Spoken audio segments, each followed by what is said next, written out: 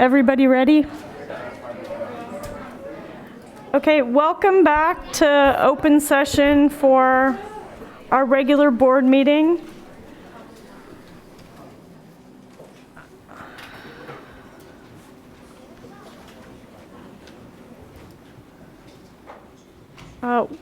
Welcome to our meeting. I'd like to open with the Pledge of Allegiance. Student board member.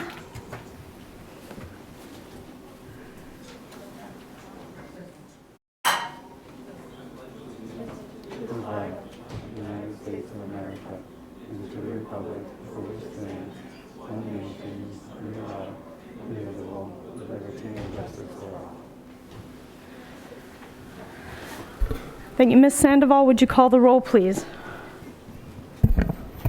Trustee Jones? Here. Trustee Prasad? Here. Trustee Zhang? Here. Trustee Campbell? Here. Trustee Sweeney? Here. Student member Tushar-Dalmia. Here. Thank you. Thank you. Mr. Superintendent, would you introduce yourself and your staff?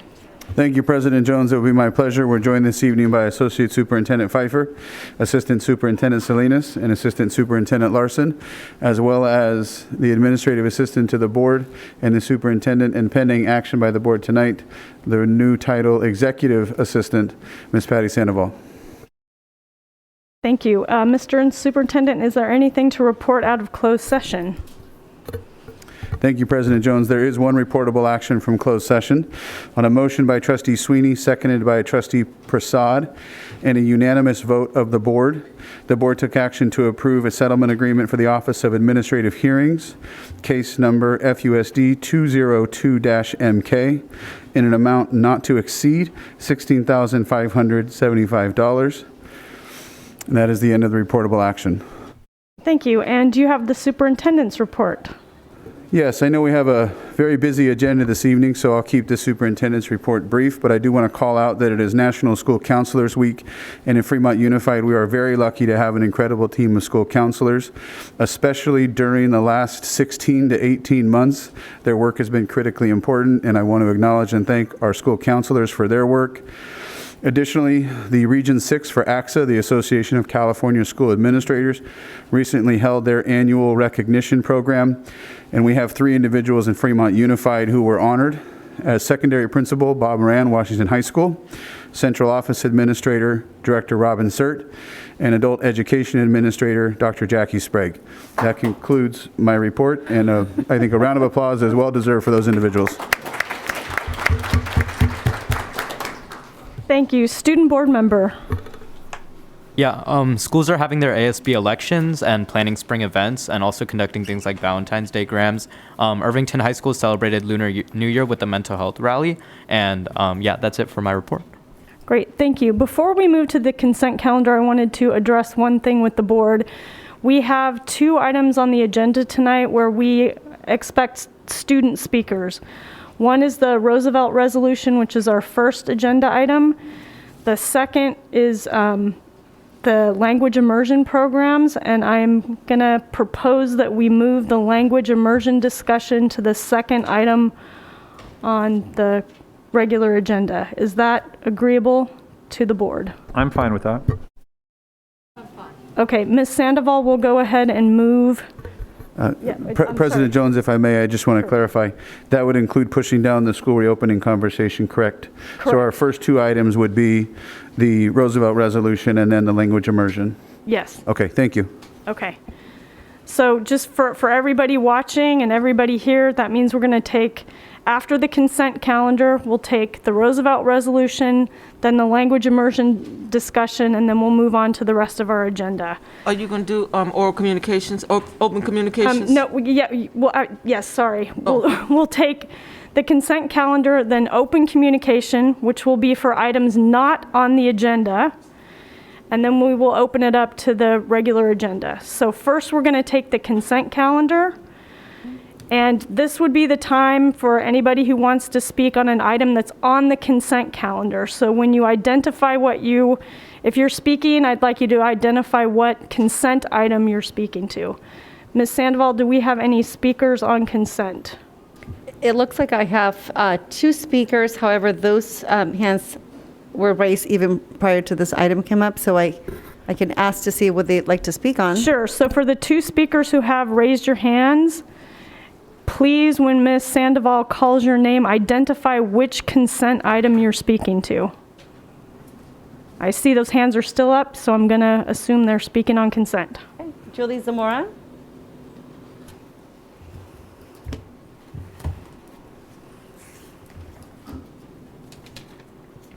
Julie Zamora? Hi, yes, I was hoping to speak at public comment. Can you guys hear me? Are you speaking to something that's on the consent calendar? Now's the time to speak on consent items. Oh, nope, sorry about that. Okay, so I see more hands have gone up. This is the time to speak on items on the consent calendar. This is not open communication. Okay, Ms. Sandoval, call the next speaker. Arvind Saxena? Arvind?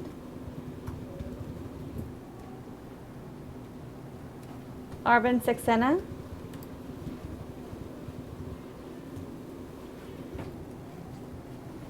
Okay, move on to the next one. Aditya Dumal Rao?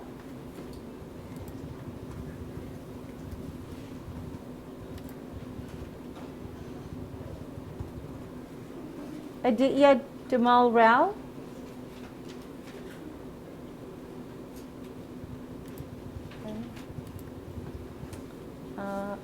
Samia Narayan?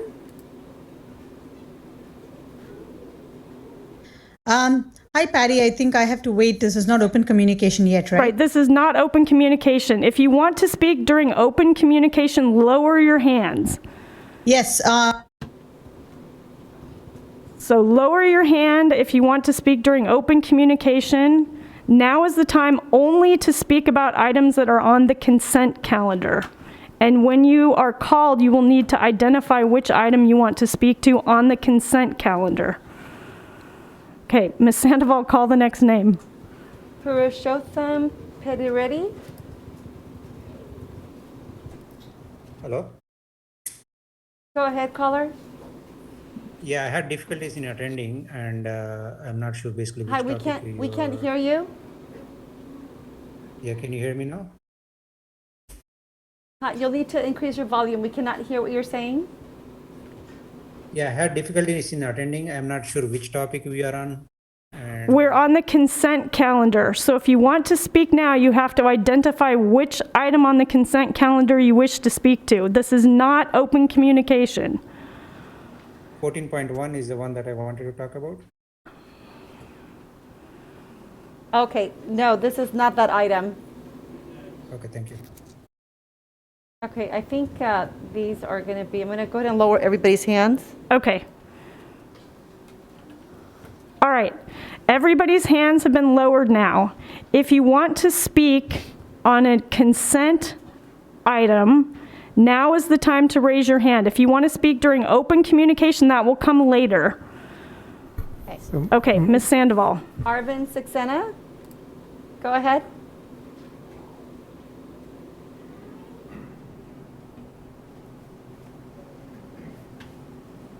Arvind? Yes, hi. This is Arvind Saxena. Can you hear me? Yes, are you speaking on a consent item? Yes, I wanted to, sorry about that. I wanted to talk on 14.1 open communication. Okay, that's not yet, so go ahead and lower your Sorry. hand.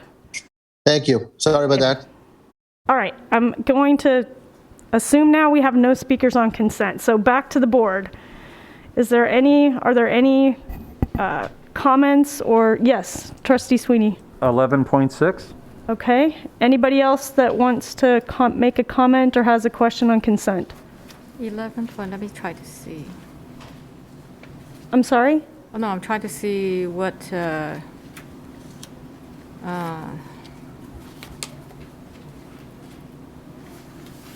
okay. I have a question on 10.3.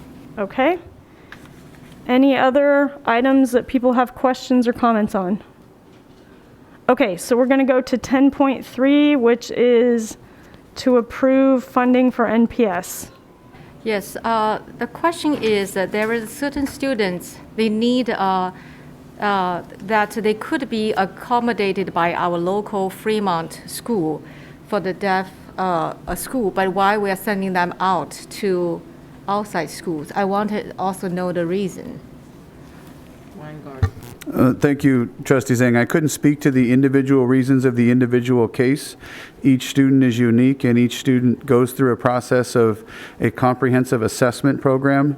Through that assessment, the needs are identified and services are suggested based on that assessment. And then program is discussed and placement is discussed as the district's offer of FAPE. I wouldn't be able to speak directly to each individual case in this meeting, and so I'd have to go back and provide some other confidential updates because we'd be talking about individual student circumstances and their IEP program and placement. Okay, so but in general, I want to clarify that in general, we do look at our district resource first and before we consider outside source. Yes, and legally, when we talk about special education in the least restrictive environment, we are always looking to a program that operates within our district first, and likely we would look first to a program that operates within a home school of a student. Those would be the least restrictive options, including placement in general education with additional support services. But based on each individual student, we may have to identify more restrictive placements. And for each individual student, those are analyzed, and the district makes an offer of FAPE to the student. So we do look at internal programs first, then we look at other placements outside of Fremont Unified School District. Okay, thank you. Okay, and item 11.6, Trustee Campbell. Thank you, Madam President. This is the painting at Rick's. The board and staff had intended originally to have this done in-house, but because of COVID and other delays, we have to go out. So the bid is $56,000, which is, when you look at competitive bids, it's about 1/5 the highest bid. So I'm supportive of everything here. Just want the public to know, because we've assured them over and over that there will be no more costs coming up with Rick's, but this looks like the final one. So just wanted to bring that to attention, that we're getting a lot closer for all the kids who are going to be using Rick's. Okay, thank you. Is that all? All right, is there a motion and a second to approve the consent calendar? Move to approve. Second. All right, motion by Trustee Zhang, second by Trustee Sweeney. Any other discussion? Student board member, do you vote on? Okay, sorry, I'm going to keep asking that probably. Ms. Sandoval. Okay, it's open for your votes.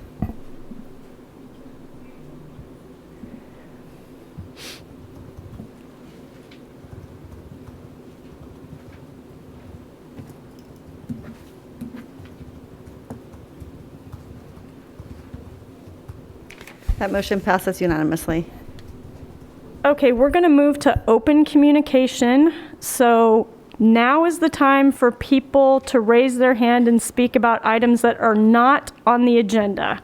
So if you want to speak about the language immersion program or the Roosevelt resolution or the way we spend some funds that are on the agenda, now is not the time. This is the time for items that are not on the agenda. And so go ahead and raise your hands. I'm going to read the statement before public comment. As we continue to be open for in-person meetings, members of the public are welcome to attend in person, watch us live via the live stream video under the community tab on our website, or on TV via cable channel 26 and 1084. There are several opportunities for members of the public to provide public comment. Written public comment will continue to be accepted in advance of the meeting from those attending in person and from those participating remotely by phone or audio during the live meeting.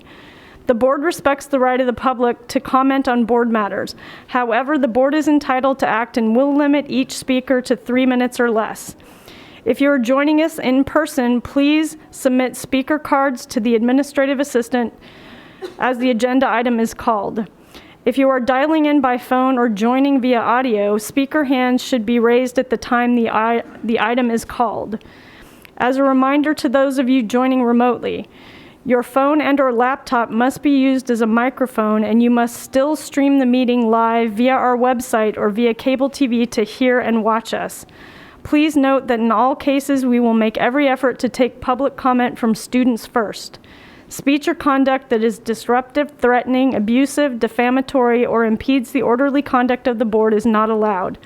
At the discretion of the presiding officer or board, anyone who disrupts, disturbs, or otherwise impedes the orderly conduct of a board meeting may be required to exit the meeting. Thank you for your anticipated cooperation. Ms. Sandoval, how many speakers do we have for open communication? Looks like we have 9. Okay, with 9 speakers, that is 3 minutes apiece. Fatma G. Hi, good evening, board members and audience. I'm here to talk about the Challenge Success Survey that was conducted by the school district in November.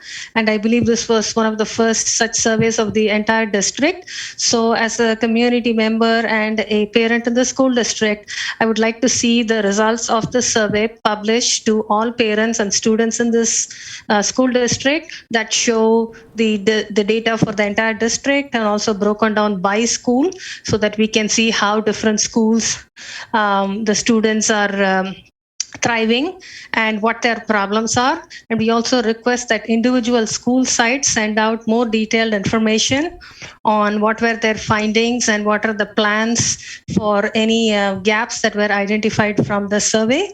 I'm interested in looking at if there are any significant differences in student well-being and the overall culture of the school between different schools.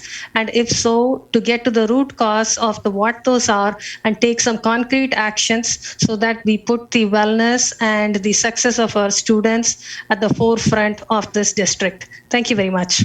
Thank you. Arvind Saxena.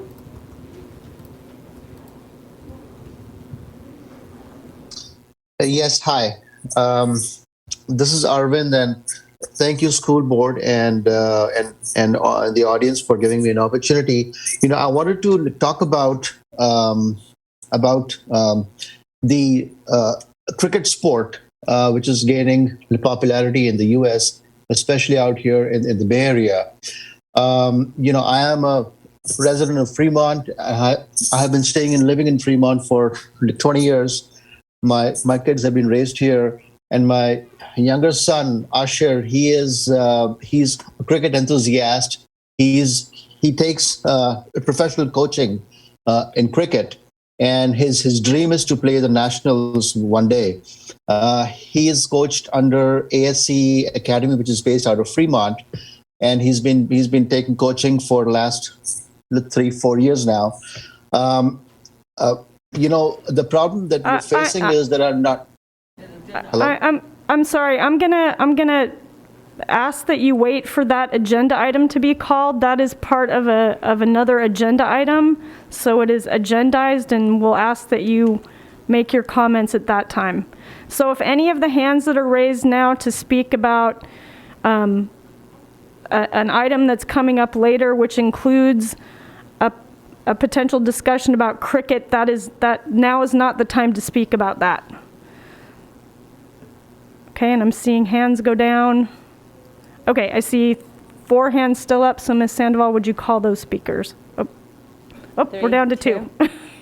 Okay, Jennifer Olson. Jennifer Olson, go ahead. Yes. Good evening, board members and President Sweeney and Superintendent Kamek. My name is Jennifer Olson, and I am an 18-year teacher at Irvington High School. For the past nearly 2 years, teachers have gone above and beyond to give the best to our students despite tremendous adversity. The challenges continue this year with missed preps and unfilled vacancies, putting strain on staff and creating an inequity in education for our students. Knowing that FUSD wants to give teachers less than the COLA the state is giving the district is a slap in the face and a direct communication to educators and staff that we are not valued. Teachers are leaving in droves, and many will leave the district for other districts that have already agreed to pass COLA on to their educators. They value their students and their educators and have demonstrated that with financial backing and with honoring years of service, making it enticing to leave. Please pass the COLA on to educators as an investment in retention and, more importantly, as an investment in students. If you do not, the students are the ones who will pay the price when they have less than the best teachers in the classroom. I urge you to accept FUDTA's salary proposal in negotiation. Thank you for your time. Thank you. Patricia Camacho? Are you able to hear me? Yes, go ahead. Okay, good evening. My name is Patricia Camacho. I'm a parent at Vallejo Mill and the PTA co-chair for our Dolphin Dash fundraising committee. In March 2021, we submitted a proposal for a shade structure at our school, Work Order 260613. This project has been a top priority for Vallejo Mill as part of the Long Range Facilities Master Plan. And our proposal included DSA pre-check plans to streamline the DSA plan review process. Our project was approved in April of 2021 and fully funded under Measure E and added to the list of group run projects for the summer of 2021. We resumed in-person instruction in August and no shade structure. In October 2021, we hosted an on-site meeting with the facilities director and our principal to discuss the project status, logistics, schedule, etc., among other projects that are in high need at our school. She informed us that our project was under review in Sacramento at DSA, and yet we were unable to track the project at DSA, so we requested the DSA number from facilities so we can track it ourselves. Our emails and phone call inquiries have gone unanswered for several months. And as of today, our project is still not listed under our district or our school. So while we acknowledge and appreciate the time and effort that goes into administering and managing school facilities project, we need our shade structure. We need it and we need it now.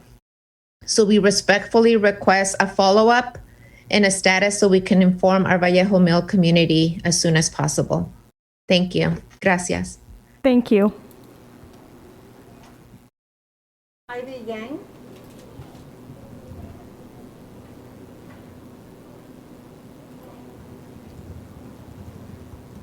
Ivy Yang. Can you hear me okay? Yes, go ahead. Hi, can you hear me okay? Yes. Hi, good evening. Is this a good time to talk about the immersion programs? No, that will be Sorry, I coming missed up it. in a later agenda item. Gotcha. Thank you so much. Sorry about this. Julie Zamora?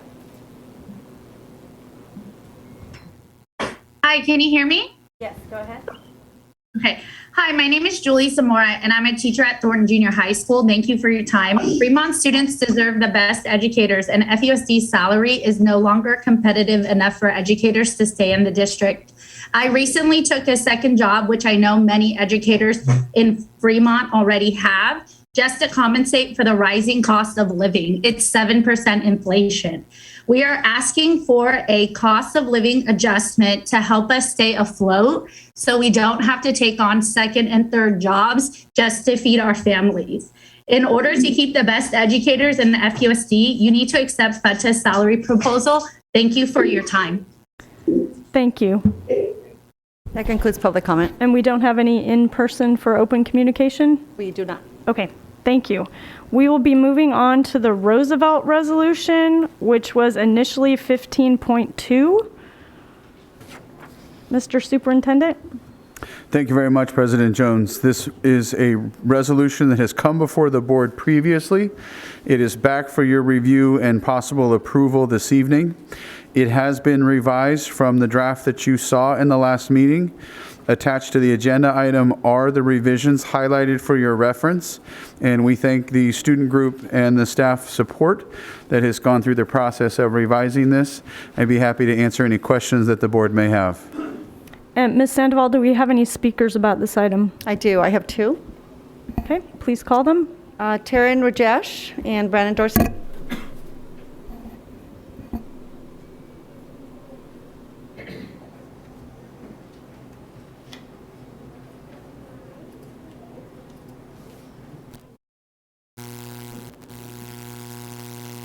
Go ahead. Dear trustees, respected members of the public, and dear superintendent, I'd like to take this opportunity to address the concerns brought forward by the trustees in the previous meeting. I understand the concerns around potentially dangerous utensils such as steel knives and forks. However, students across the district have already been bringing reusable utensils to school. For example, only 400 students on average take school lunches at Thornton Junior High School. That means only 400 students or so regularly use disposable utensils. The rest of the students, some 900, bring reusable utensils along with their lunches to school. In most cases, these are metal. Simply encouraging more students to bring reusable utensils more often isn't going to increase our encounters with dangerous behavior. We also understand the concerns centered around younger children, and that is why we have explicitly asked the district to set grade appropriate expectations and provide access to compostable forks and straws to students who may face difficulty. We have also updated the resolution to mention a progressive reduction in single-use plastics rather than placing an immediate ban as mentioned in the earlier version. An additional clause has also been added stating that the district staff will be coming up with an implementation plan after the adoption of the resolution. Once again, thank you for your time and consideration. Together, we can. Thank you. And President Zorsi will have 5 minutes as the union head. Good evening, Brandon Dorsey, President of the Fremont Unified District Teachers Association. On January 27th at our FUDTA Rep Council, we voted to support the Roosevelt resolution, and we are planning on taking this to the California Teachers Association State Council, where we would like them to adopt it as well. And I look forward to working with the students to help publicize this and to some of our local entities and possibly help them write resolutions for the Alameda County Central Committee and the California Democratic Party. Thank you so much. I hope you support it too. Thank you, President Dorsey. All right, back to the board. Are there questions or comments from the board? Trustee Sweeney. Seeing no questions or comments, I'll move to approve. I'll second. Okay, so we have a motion by Trustee Sweeney, a second by Trustee Campbell. Student board member, how would you vote? I would vote in favor of the motion. Okay, any further comment or? Okay, Ms. Sandoval. It is open for your votes.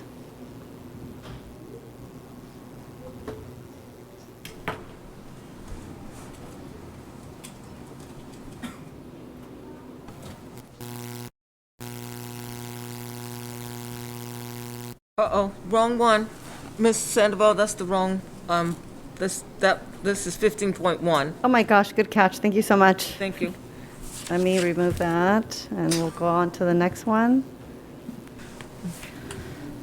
Ms. Sandoval, can you record the vote when it comes up in the normal agenda item? If we were, let's say we were all to do a show of hands, so it wouldn't cause you any delay in the mechanics of all this, could you just then record the vote so you wouldn't have to change everything in order in the agenda for yourself? No, unfortunately not. It should actually be fairly easy. 1 second, please. There we go. And I'm sorry, give me the first and seconder as well. I believe it was Trustee Sweeney and Trustee Campbell. Yes, Campbell, the second one. Little M member. It is. Okay, it is now open for your votes for the correct item. Thank you, Ms. Sandoval. You're so good. I just want to see this as a click. I don't even read.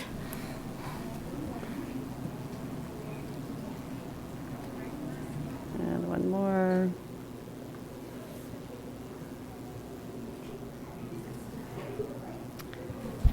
Trustee Prasad, I'm not recording your vote. Is this in protest or?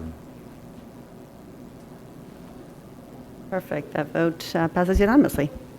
Great. Thank you very much. We're going to move to item 15.4, which is the board will receive a presentation and consider options for housing both the Mandarin Immersion program and Spanish dual immersion programs for 22-23. Mr. Superintendent? Thank you, President Jones. There is a wealth of information included in the agenda item, and for the sake of time and efficiency, I'm going to turn the agenda item to Assistant Superintendent Salinas and Dr. Rocha as well, and they will be presenting information for the board regarding this item. And as a note, this item tonight is here for discussion, information, and presentation.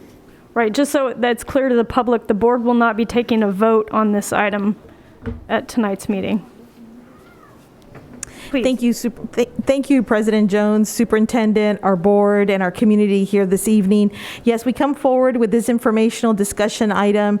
This is a very important topic for our community, and it really reflects the commitment that our board and our district has to maintaining immersion programs and really the spirit of biliteracy, biculturalism within Fremont Unified. This evening, Dr. Rocha, who is to my right, and I will be presenting an update for the board for their consideration and also direction. Just a bit of background for folks who are tuning in and really kind of summarizing where we're at. We want to share that we have a long history of providing students and families the ability to participate in an alternative educational program in our district. Students are able to learn 2 languages through an immersion model. Spanish Dual Immersion, or SDI, and Mandarin Immersion Program, or MIP, are our programs. This is also using the 90-10 model, and we have students who are at Hopkins Junior High for the growth of the program through 7th and 8th grade. At the March 24, 2021 meeting, the board directed staff to reconvene the MIP SDI task force to bring forward a recommendation that would provide a long-term solution that allows for the expansion and the growth of the programs. At that meeting, the board also approved a short-term solution for the MIP program to accommodate the expanded strand at Blake Howe Elementary. So I want to start, yes, there we are. So this evening, I want to first give a huge thank you to folks who have dedicated over the years, and certainly this past year, a lot of time and commitment to this work. Here we have our task force members. I won't read them all, but I will say that we were pretty well represented. We had educators from both programs, parent representatives. We had members of our facilities advisory committee, certainly principals, our FUTA representative, and of course also our district staff. And we had 2 board trustees who also served on it. Thank you.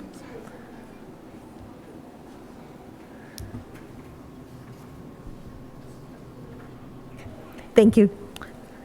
So just the time to say thank you publicly to this committee membership, that many who have served for a couple of years already on this committee. So a big thank you to them. As part of the background and purpose, again, as I said earlier, in March of 2021, staff was to reconvene the MIP SDI task force to bring forward a recommendation and options that would provide a long-term solution.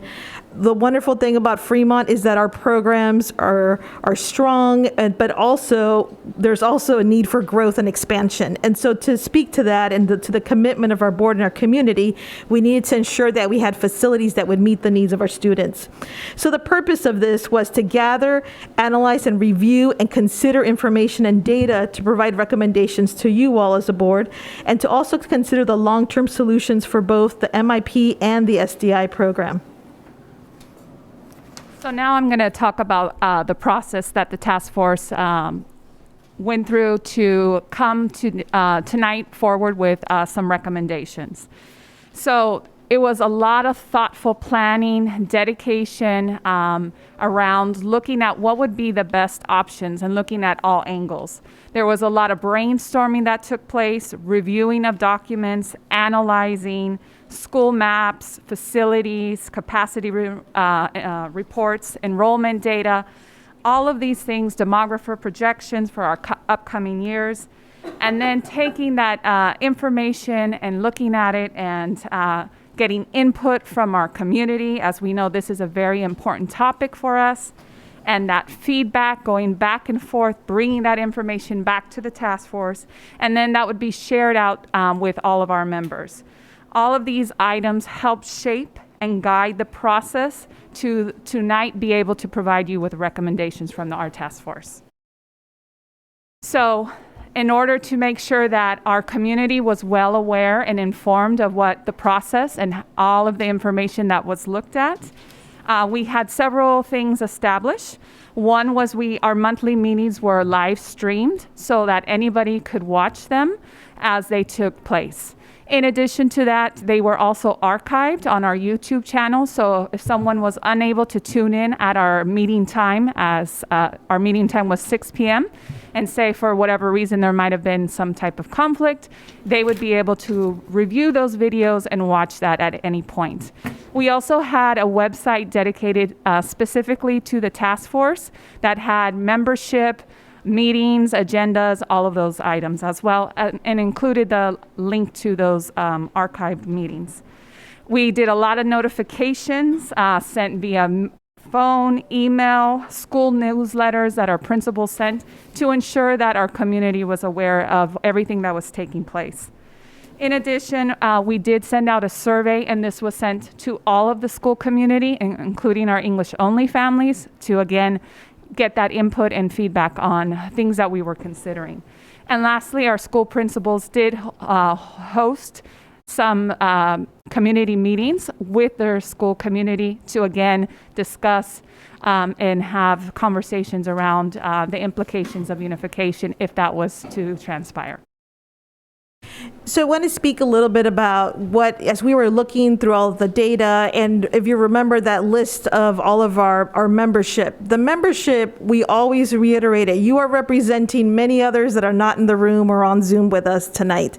And so what we asked, and they actually also pushed us to really start to understand a little bit more, is that there needed to be some protected time to really have time with their community members. So if it was the school site council or their PTAs or just the whole school community, the neighbors, I mean, you name it. So what we ended up doing was to say, hey, let's have another point of information, and we can do a community-wide survey that we could send out as just another way to give more information, knowing that they all had their own groups and their own meetings, and so it was just another source of information. So as we did that work, we looked at the responses that came in. We had 223 responses that came from the Mandarin Immersion program, 163 from the Spanish dual immersion. And then we had, in terms of our educators, we had almost 100%, but we had 100% of our Mandarin Immersion program educators and 86% of them. And the survey responses were all very public. They were posted on the webpage. Our principals and our task force members made a big push to ensure that that information was also transparent. And so those results were an additional point of information for us to really talk about at the task force meeting and really kind of move from there.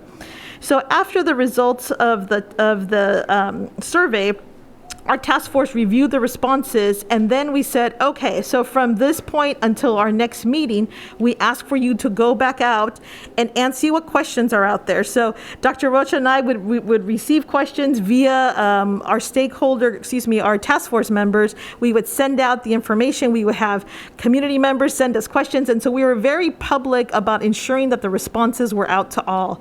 And it was a way to really clarify for folks who had questions, everything from, what will the impact be to me, to how can I join and tell me more about this. So it was really a clear process, and I think it was a way to really engage with a lot of folks.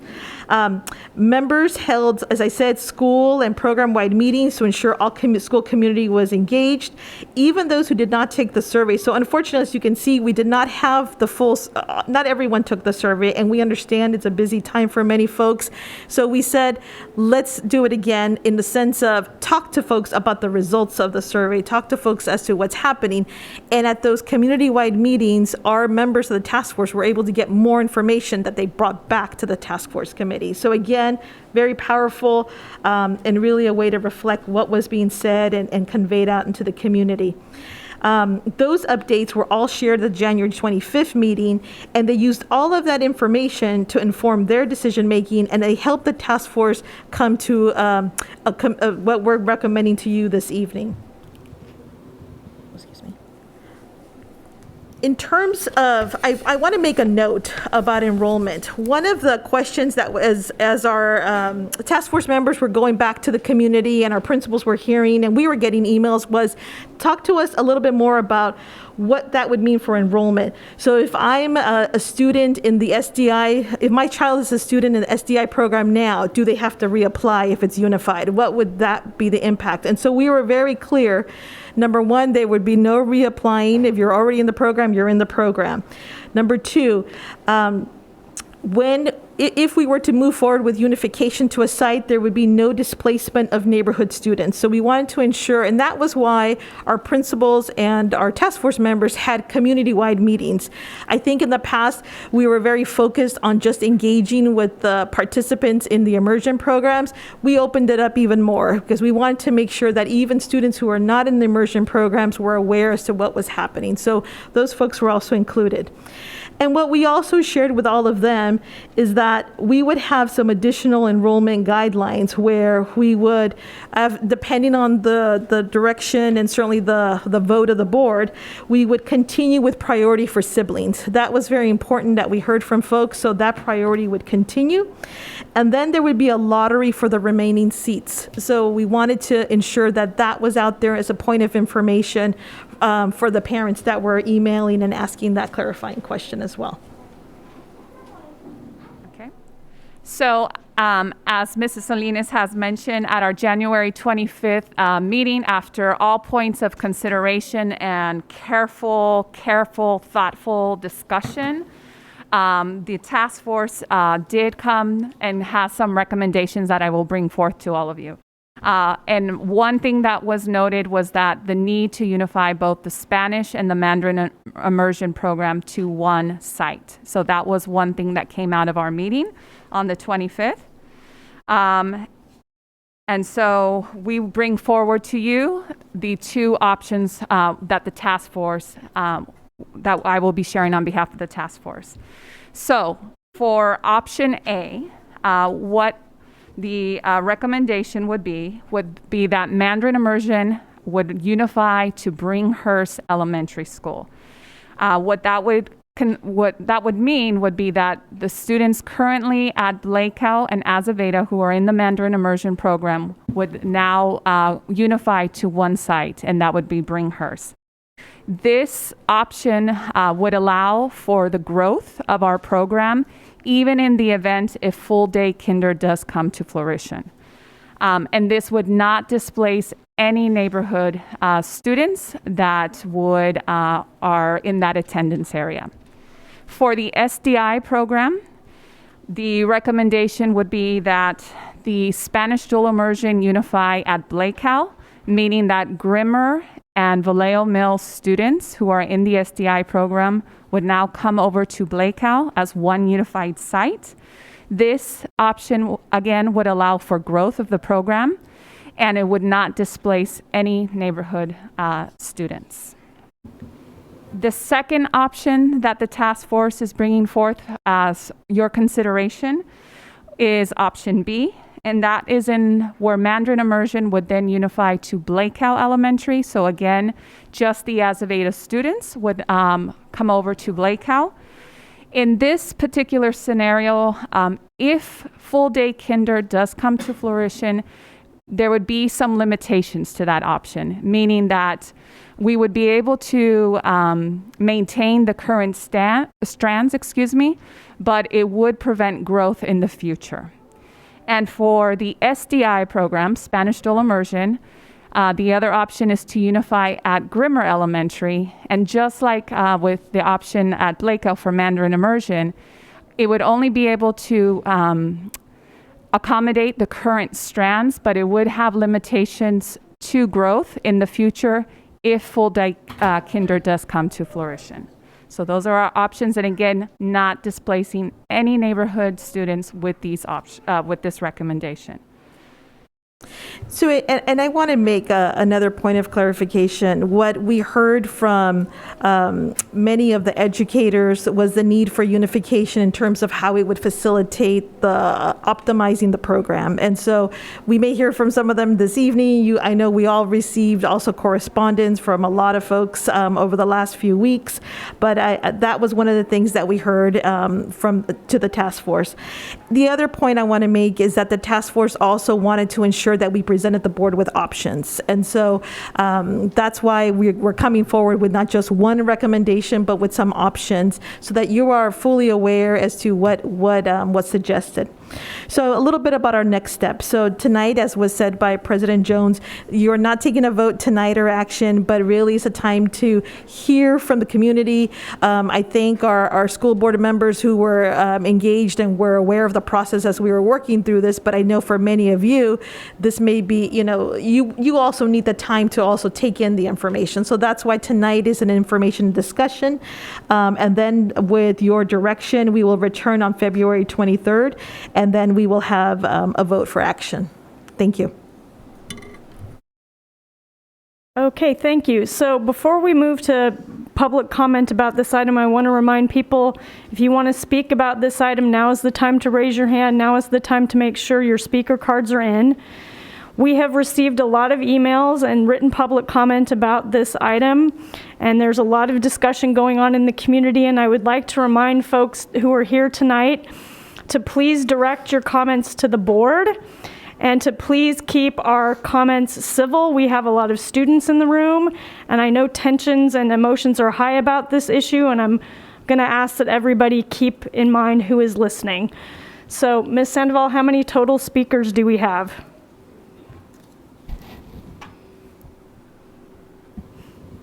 Sorry, I'm just waiting on the hands that are being raised at this time. Okay, it looks like we stand at 40. Okay, with 40 speakers, that means we have 1 minute per public speaker. Okay. So Ms. Sandoval, please call the speakers.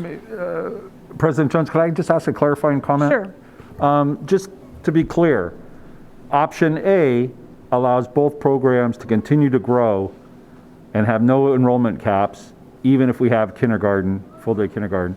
Option B does not allow that. Is that the biggest difference? That's the biggest difference, yes. Thank you. Okay, any other clarifying questions before we move on to public comment? Okay, Ms. Sandoval, please call the speakers. I do have a couple of students that are here, but I usually start with the remote. Yes, but I'm going to start with the students call, that are if here. you can identify students, please call them first. If I can have Leah Stoll and parent Matthew Stoll come up, as well as Venice Rouge, Liliana Anaya, Siaha Anaya, Divya Gashner, Hiba Kathawala.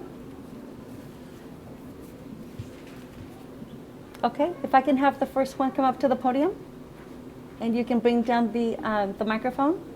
You don't have to touch it. There you go. Thank you so much. Okay. Okay, go ahead.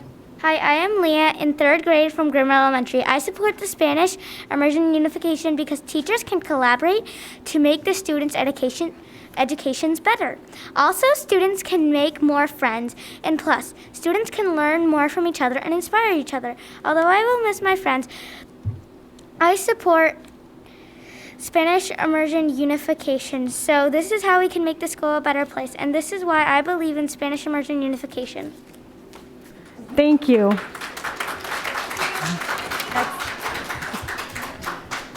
Hello, my name is Venice, and I'm in 3rd grade and 9 years old.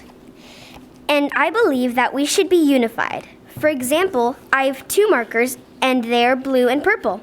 And my friend also has 2 markers, and they are yellow and green. And my other friend has 2 more markers, which are red and orange. If we only use the colors that we have in our hands, this is what we will be able to use.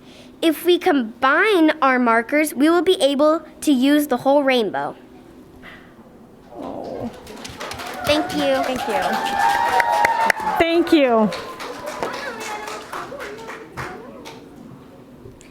Hi, my name is Liliana, and I'm 11 years old in 6th grade at Grimmer Elementary. I'm also the president of my Grimmer Student Council. I believe that not only will the unification of the 3 schools improve collaboration with teachers and students, it will give the ability for teachers and students to learn from each other. We would also meet new kids and make new friends because we have been together with the same kids since kindergarten. Please vote for unification of the Spanish Immersion program. Thank you. Thank you.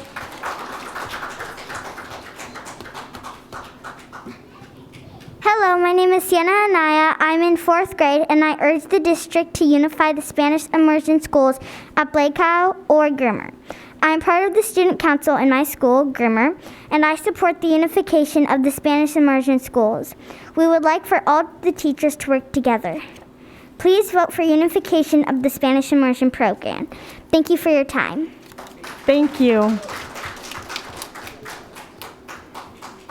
Any other student? Thank you. I want to thank our students for being here. It's really important that we hear from you, and I'm glad you came tonight. Thank you. Do I? Is there a Venice Roche and a Divya Ishwar? That was it? Okay. Oh, okay. Awesome. What about Hiba Kathawala? Hiba Kathawala?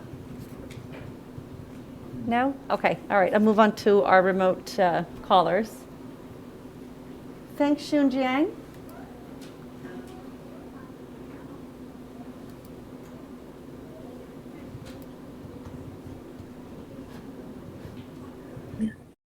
Go ahead. Hi, can you hear me? Yes, go ahead. You have 1 minute.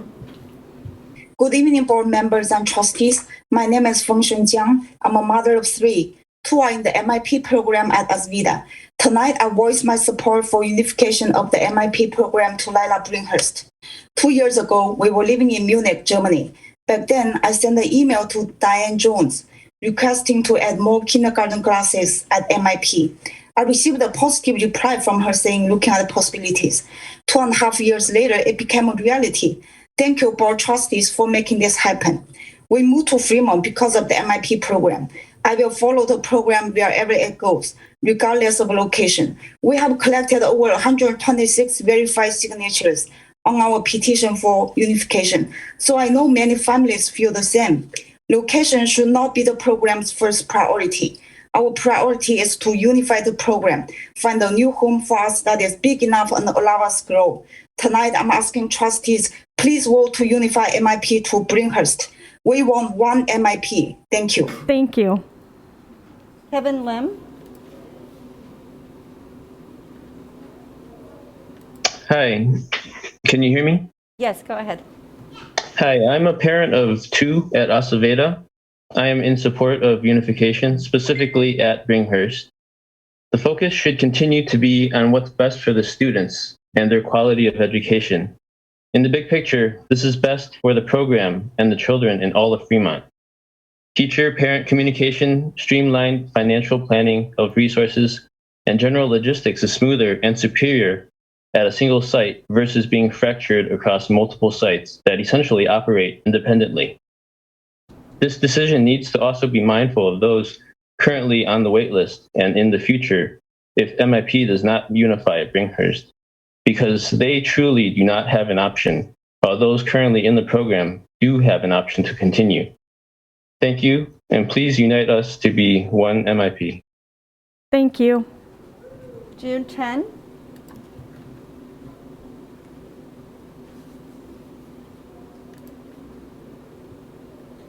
June 10.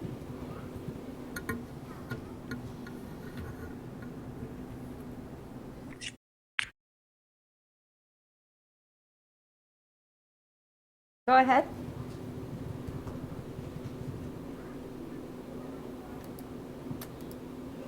Brian Lee.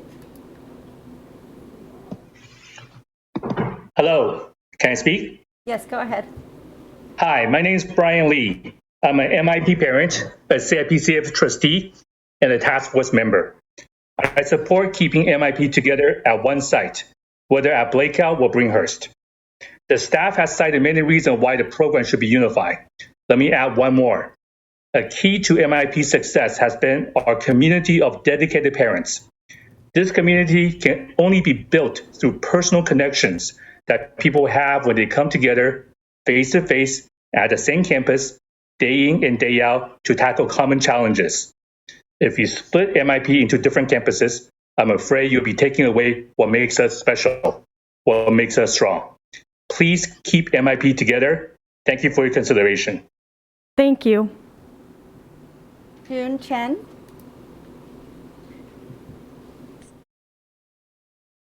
Hi. Good evening. It appears to me that the board has failed to represent the community of Fremont as a whole, publicly and openly disregarded the parental input and willing to sacrifice their children's well-being over other goals when those are the people that they're supposed to fully serve. The first line of your mission is to provide equitable opportunities for all the children, and the unification of MIP, moving it out of Asveda, and more importantly, the broader attitude presented by a particular board member that demonstrates a take it or leave it lacks empathy towards the general population and directly contradicts this mission. 55% of the parents do not want MIP to unify, and that is a very simple statistic that the board is choosing to ignore. How do you serve a wider audience when you are already acting against 55% of the parents and families? How do you enhance learning when you are taking away diversity? And how do you minimize disruption when disruption is the very thing you're trying to do by moving a whole school of children to another school? For the well-being of the children, I'm asking the board to reject all unification proposals and let the program continue to thrive and expand at multiple locations as it has always been. Thank you. Thank you. Chung Wu.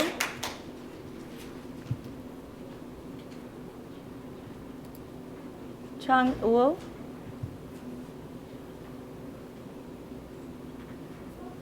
Go ahead.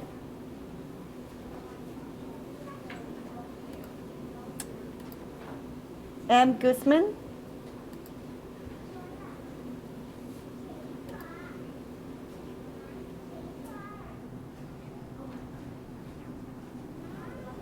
M. Guzman.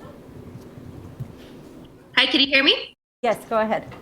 Hi, my name is Melissa Guzman. I'm a second grade SDI teacher at Blakeville. I'm here to voice support to have Spanish dual immersion housed at Blakeville and Mandarin immersion at Lila. This option provides both programs with opportunities for growth. The other option would not allow either program to grow beyond its current size. Also, option A would allow for an easy transition if full-day kindergarten is promoted in the near future, as there would be more space and classrooms available at those schools. Keeping SDI at Blakeville would be of great benefit to students because there is a Spanish bilingual principal and a Spanish bilingual reading intervention specialist already on campus. Housing the Spanish dual immersion at Blakeville is the best option. Thank you. Thank you. Tony Shagre. Yeah, hi, can you hear me? Yes, go ahead. Thanks, and thank you, board, for hearing us out. It's been great to hear the comments from everybody. We're new to the Mandarin immersion program. We have a first grader who's at Blakeville, and we have a pre-K 5-year-old son who will likely be joining the program soon. We love Blakeville. We think it's a great community, but looking at the options that have been presented at the board, I think everybody can. There's a strong sense from the community that unification has multiple advantages. It was great hearing from those students. Clearly. Being able to build relationships from the teachers, being able to utilize resources and combine those where, right now, I think it's fragmented and kind of hard. I'm, myself and my family are for the unification and for, I think the biggest point of contention here is allowing room for growth. Obviously, the people that are voting for keeping it at Asaveda, I think, they're comfortable where they are. I would understand not wanting to kind of shift things around. But it doesn't allow for growth. And I think the survey results that were being quoted, those were earlier on. And a lot of the parents that we talked to, sorry. Mai Doan.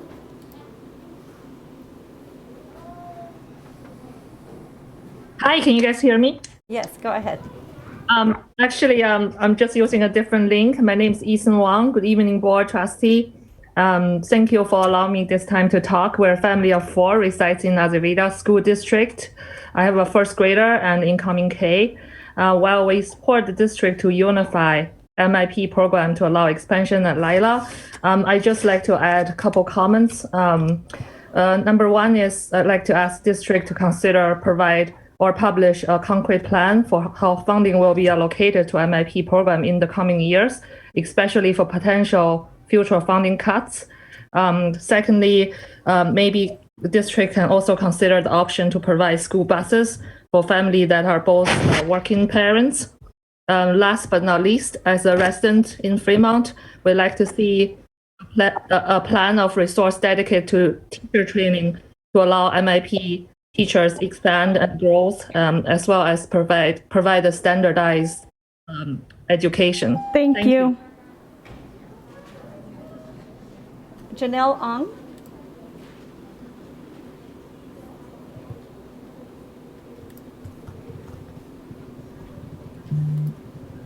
Go ahead. Okay. Hi, good evening. I have a kindergartner in MIP at Blakehouse, and my younger child will enter kindergarten this fall. I support unification of MIP at Bringhurst, where the program can grow without capacity limitation. First of all, on the MIP application that I have just submitted, parents sign that we understand we are applying to a language program and not a specific school site. MIP never promises a specific school site. MIP is a FUSD program, not an Azaveda program. Along that line, I support removing homeschool priority for MIP. It's such policy that has made some parents think MIP belongs at Azaveda because they have moved into the area for MIP and are not willing to make the sacrifice needed for the greater good of MIP, a unified MIP at a different location. Board of Trustees, please help the program unite as one MIP. Thank you. Thank you.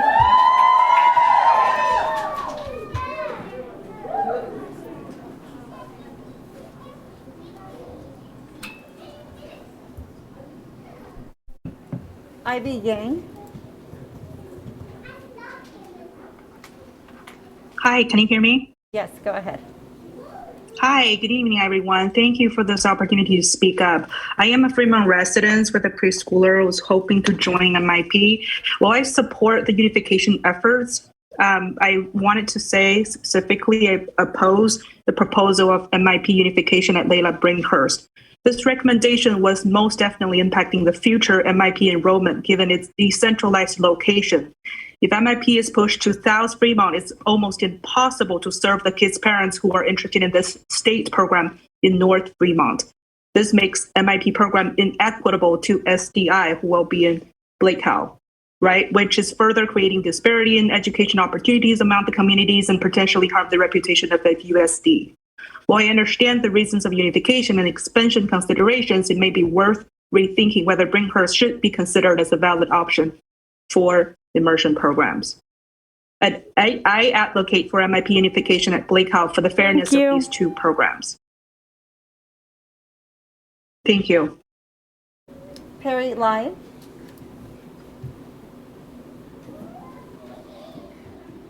Hi, good evening. Can you hear me? Go ahead, yes. My name is Perry Line. I don't refuse some of the benefits of unification, but I'm here to advocate for my daughter. We all moved into 28 Palms in 2017 when she was 5 months old and have been waiting on pins and needles ever since. In review of the task force's recommendations, I see that there is no longer priority enrollment for Azaveda or Blakehouse home students to help assuage the complete upending of plans and dreams, sometimes years in the making. And the board's vote on this issue will take place just 2 weeks before this year's lottery. Is that the right thing to do? To pull out the rug so forcefully? I'd also like to call out the conflict in the task force's decision in leaving legacy enrollment for siblings unquestioned, while literally leaving behind my daughter and the other kids whose families have built their homes and lives in the local communities. I thank MIP parents for their part in making the program what it is. Thank you.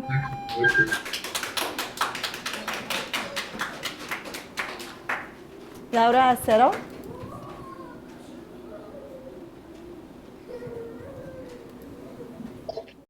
Hello, can you hear me? Yes, go ahead. Hi, my name is Laura Acero. I'm the parent of 2 students at the Spanish immersion program, Spanish dual immersion.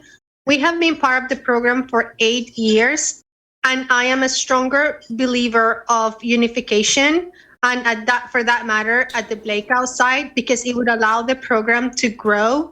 We have seen how year after year after year, the resources are divided between the 3 schools, and enrollment is actually dwindling, and the program as is split into 3 schools is not sustainable anymore. We need to be united, and we need to be united in a site where it will allow us to grow the program and make it stronger.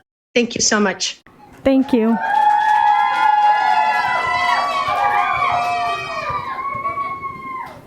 Okay, we're going to start with the in-person. Arcelis Gill.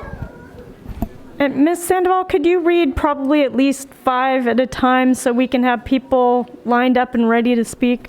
Sure. Arcelis Gill, followed by Julie Fan, Kelly Lynn, Jenny Louie, Hayes Shair. Okay, so if your name has been called, go ahead and line up. You don't have to speak in the order that you were called, just as long as you're in that group, go ahead and line up. Go ahead. Good evening. Buenas noches. My name is Aracelis Gil, and I oppose the move of the MIP program to Lila Binghurst. As a parent with a child that I hope to be able to enroll in the MIP program next year, I worry about the so-called unification plan in order to expand. When one thinks of expansion, you think of a web. So it gives a chance to those on the fringes to be touched. What this is doing is going to make it close up the program, making it harder for the real hardworking families to give their children a chance at this program. Opening the program to more locations will enable children and families to stay in the schools they love and the communities they love, while also giving families a real opportunity to join the program. The bottom line is unification only benefits the district, not the families.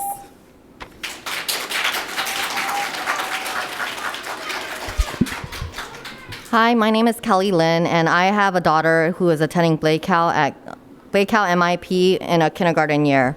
I have a second one that's planning on going next year. I'm here standing in front of you to show my support for the unification of MIP at Bringhurst. My daughter was only able to attend this year due to the expansion into Blakeout since we were on the wait list this year. So I am all for the growth of this program and moving forward with expanding at Bringhurst.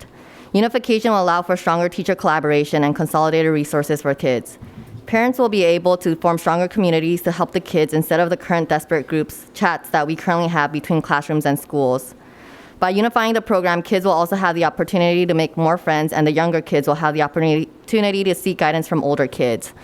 Currently at Blakeout, my daughter goes to the PM kindergarten class, and unfortunately, there just isn't enough classrooms for them. She has to sit outside for 20 minutes before she can attend class while she waits for the AM class to get out. Thank you. Thank you.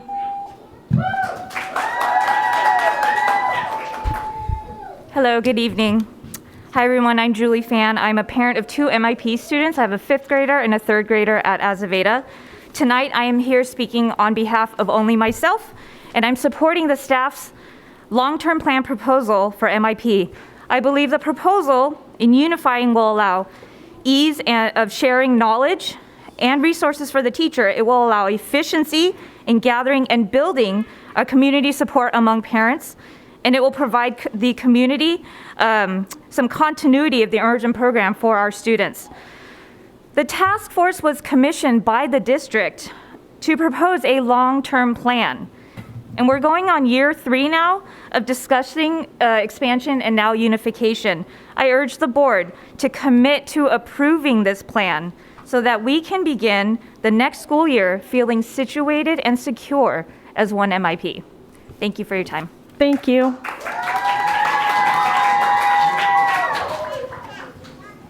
Dear Board of Trustees, I have 3 children in the program with my youngest being in kinder.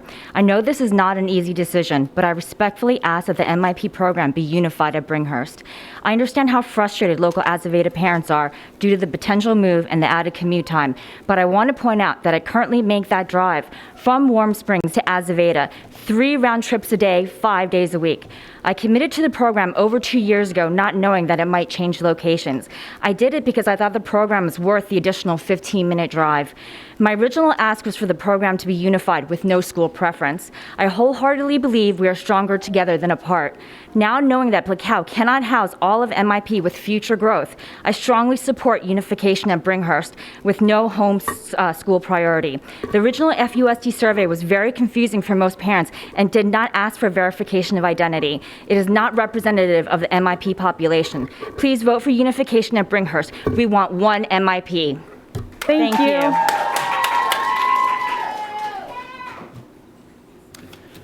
Hello, good evening, trustees. Thank you for taking this item. My name is Hayes Cher, and my 2 children are in MIP kindergarten and first grade at Blacow Elementary.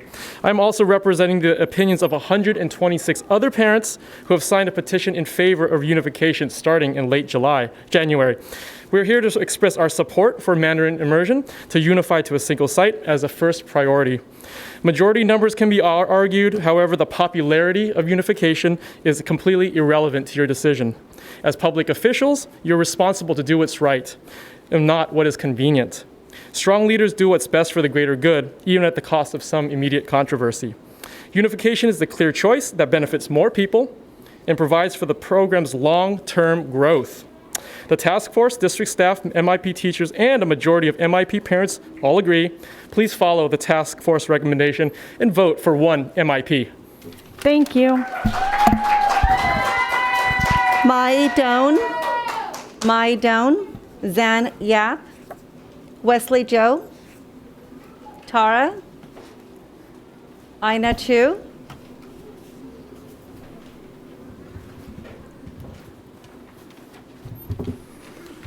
Good evening, Board of Trustees. Thank you for having me tonight. Fremont is huge.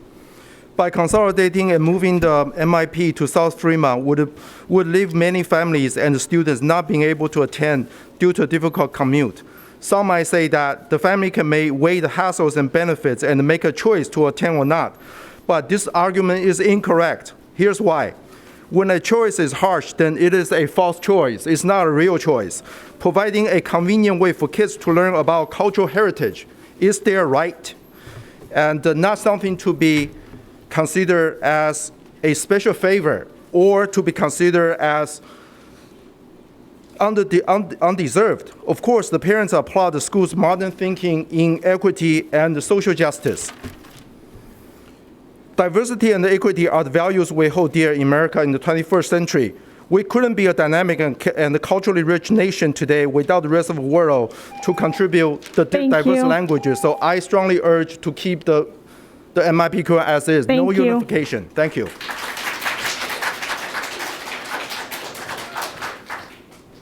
Hi, my name is Mai Duan. I am an active advocate for the Mandarin Immersion program with 2 children who attended the program at Azaveda. My children were very fortunate to have access to this amazing program. Allowing a child to learn a language, culture, and fluency is an amazing opportunity and gift for children as they become well-rounded global citizens for the future. Thank you for the School Board of Trustees and district staff for expanding the program to more children. However, the program expansion over the years has encountered scaling challenges. Having an immersion program at one elementary school site will eliminate many of these challenges, enabling a stronger, sustainable program for the children, better cross-collaboration, curriculum development, and career growth for teachers, and economies of scale for the district, ultimately saving the district money as we continue to see budget deficits impacting children's programs. I urge the Board of Trustees to make a swift decision. A decision delay impacts the long-term health and growth of the program, negatively impacts the Blacow cohort, and continues to drive a wedge in our parent community. A decision must be made quickly so that we can heal, plan, and move. Please help as one MIP. Thank you. Thank you, trustees. My name is Wesley Joe. I'm a parent of 2 3rd and 5th graders who commute from the north edge of Fremont. I support unification of MIP because the community is stronger together than split apart. We are blessed to have the best teachers at MIP. Our teachers tell us that being unified at one site will help them collaborate, share resources, and produce better outcomes for our students. I know such great teachers are hard to find. Unification at one site will help attract other talented teachers who will want to work together with our great teachers. Unification to a single site will improve the consistency of the curriculum so that with classes combined at junior high, students will be prepared equally. Our return to remote learning has shown us that students learn best when they are together with their teachers. In the same way, teachers tell us that they collaborate better when they are together with their colleagues. Unification helps pull resources together rather than dilute them. Let's not spread ourselves thin. Please approve unification of MIP. It is amazing that we are raising a generation of bilingual students. Thank you for this MIP program. It is a program worth fighting for. It is a program worth unifying. We are better together, united as one MIP. Thank you, trustees. Thank you.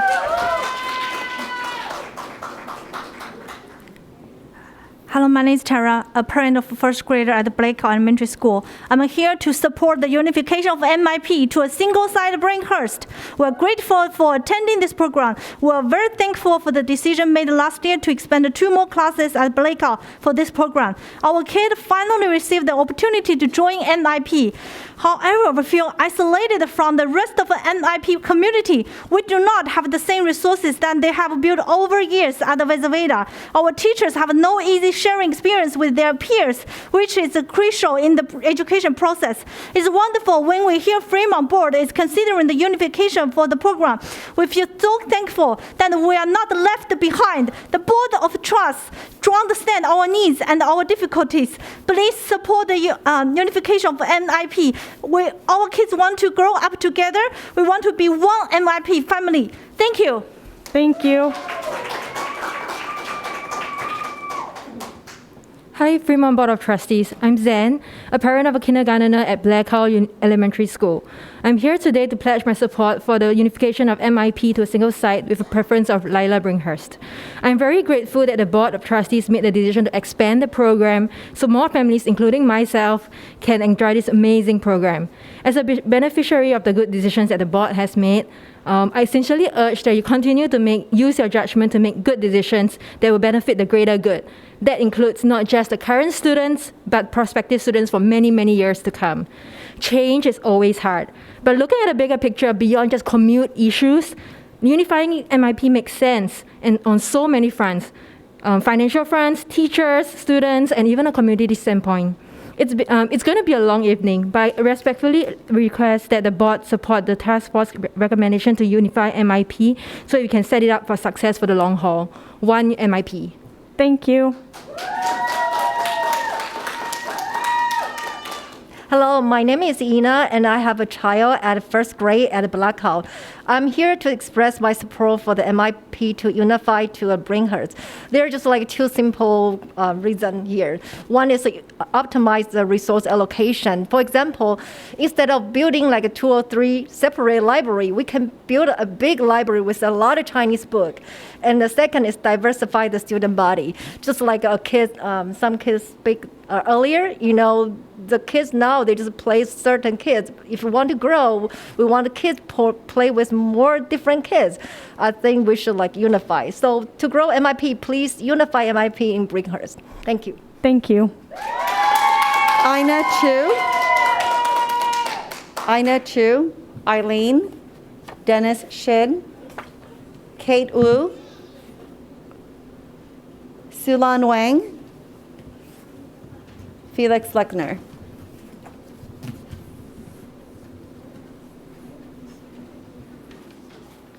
Hi, my name is Eileen. My son will start school next year. I oppose to move MIP to Bringhurst. We have planned to send my child to the MIP program in Alaveda. If MIP move to Bringhurst, we will not attend MIP. If Alaveda end up half empty or even closed down, we will go to private school. Azaveda is centrally located in Fremont, in a quiet neighborhood. With both parents working, we can reasonably manage the transportation. I look at the Warm Spring area and didn't like it. Bringhurst is too far, and the housing in that area is not family friendly. So to attract a family to MIP, please keep it in multiple locations and accessible to families. Thank you. Thank you.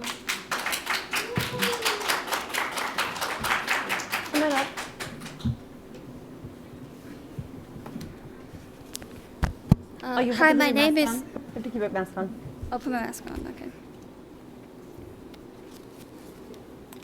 Hi, my name is Kate Wu. I oppose the unification of MIP at Brainhurst.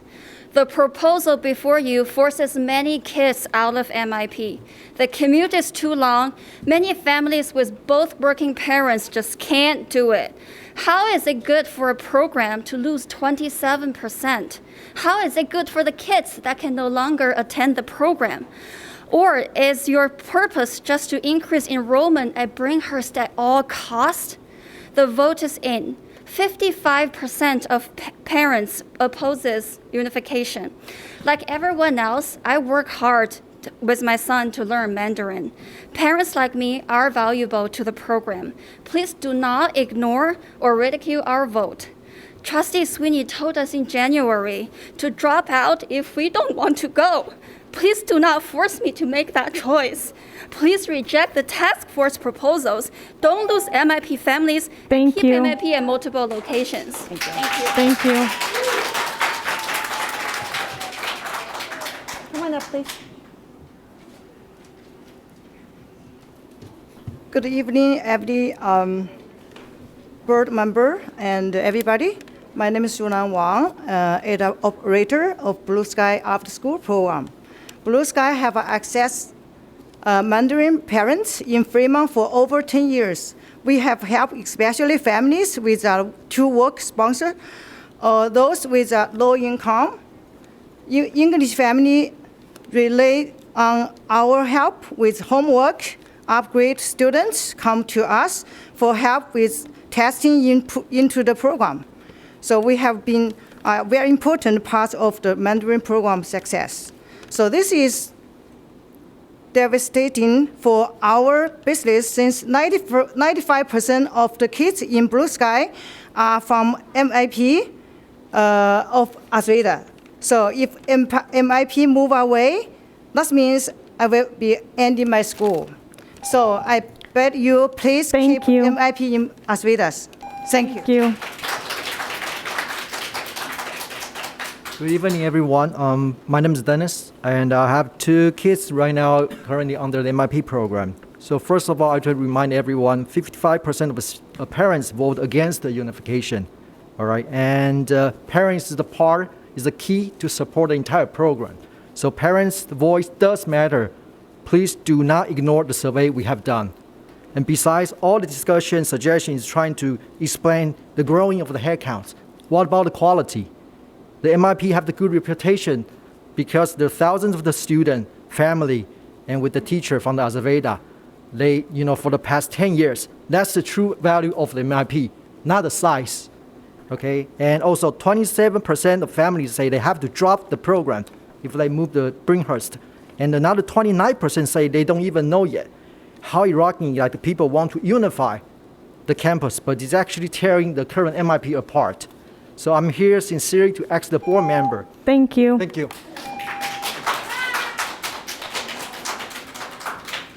Hi, my name is Felix Lechner. 18 months ago, I begged you for a survey. Now the results are in. My detractors say the result is fake. Last time they designed the survey, this time too. This one was actually mailed out twice after they tweaked it a little. My side, the majority I'll note, was excluded from the task force. It's time to recognize the truth. Most Mandarin parents do not wish to unify. We also do not want Brainhurst. Please embrace reality and leave the Mandarin program at Azaveda. Thank you and good night. Thank you. Danny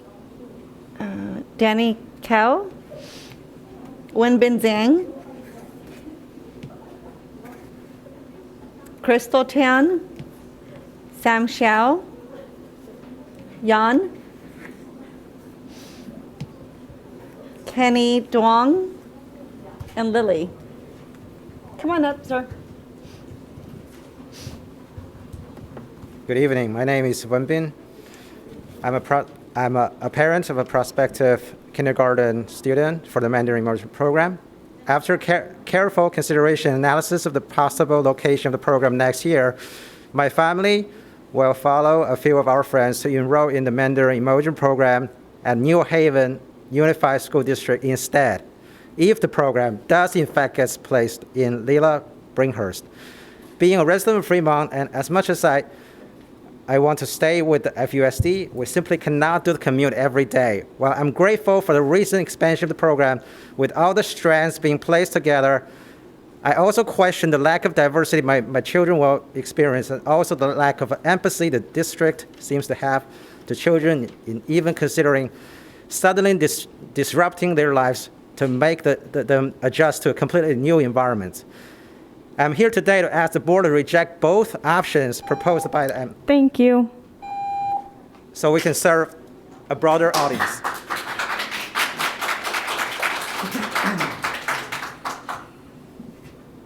Good evening, everyone. My name is Crystal. I'm here to speak out against unification of MIP. I understand the purpose of unification is for teachers to collaborate better and the chance to pull resources together, but have the board stop to think for a second that in order for them to accomplish this, you are sacrificing the overall well-being of the children, the very people this education system is supposed to benefit and serve. The several times that I brought up the idea of unification and changing school to my daughter, she always came back with many questions along with a concern and depressed look on her face. Moreover, the latest MIP parent survey point out that if the program does move to Bringhurst, at least 27% of the family mentioned they would withdraw from the program. So if MIP does move, my daughter will lose her friends from the English-only classes, but also many of her MIP friends as well, once they drop out. To the board of the trustee, when it comes time to vote on the future of the MIP, I want you to keep on one Thank thing. you. How will this affect the kids you. already in the program? Thank you. Go ahead. Hello, everybody. My name's Yan. I oppose the move of MIP to Bringhurst. Bringhurst is only 4 miles away from the trash processing site, and the constant smell of trash will severely impact my child's overall well-being. I dropped my kids out from Stratford Outskirts to MIP for similar reason. There's a rock factory beside the campus, so they have air issue. Also, our child's best friend has already confirmed that their family will withdraw from MIP if the program moved to Bringhurst. In order to maintain the social well-being of my child from an already emotional past 2 years, our family will choose to also withdraw and attend a local private school instead if MIP ends up in Bringhurst. So please keep MIP in multiple locations to serve the whole of Fremont. Let parents decide which location is the best for their children. Thus minimize the disruption to families created by the change. If MIP moved to Bringhurst, Thank you.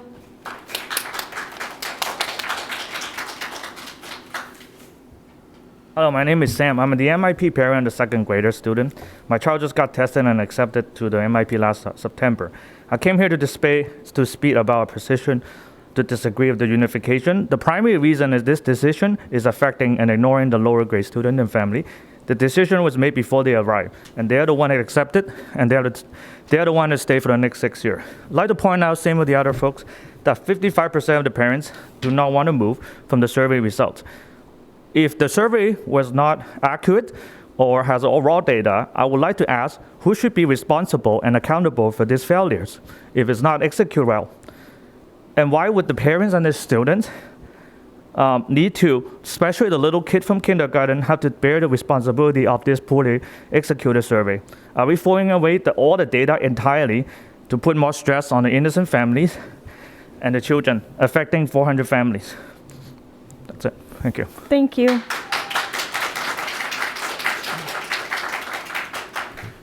Hi, my name is Kenny, and I have 2 kids at the Azaveda Mandarin Immersion program. And I'm here to talk to the boards and to take a serious consideration of keeping the current MIP at the current place. The reason why is because of the equity. Equality is sharing things that's working and it's not limiting access to it. So having the school at Bringhurst or at Blakehouse would definitely limit access to the people in the northern part of Fremont.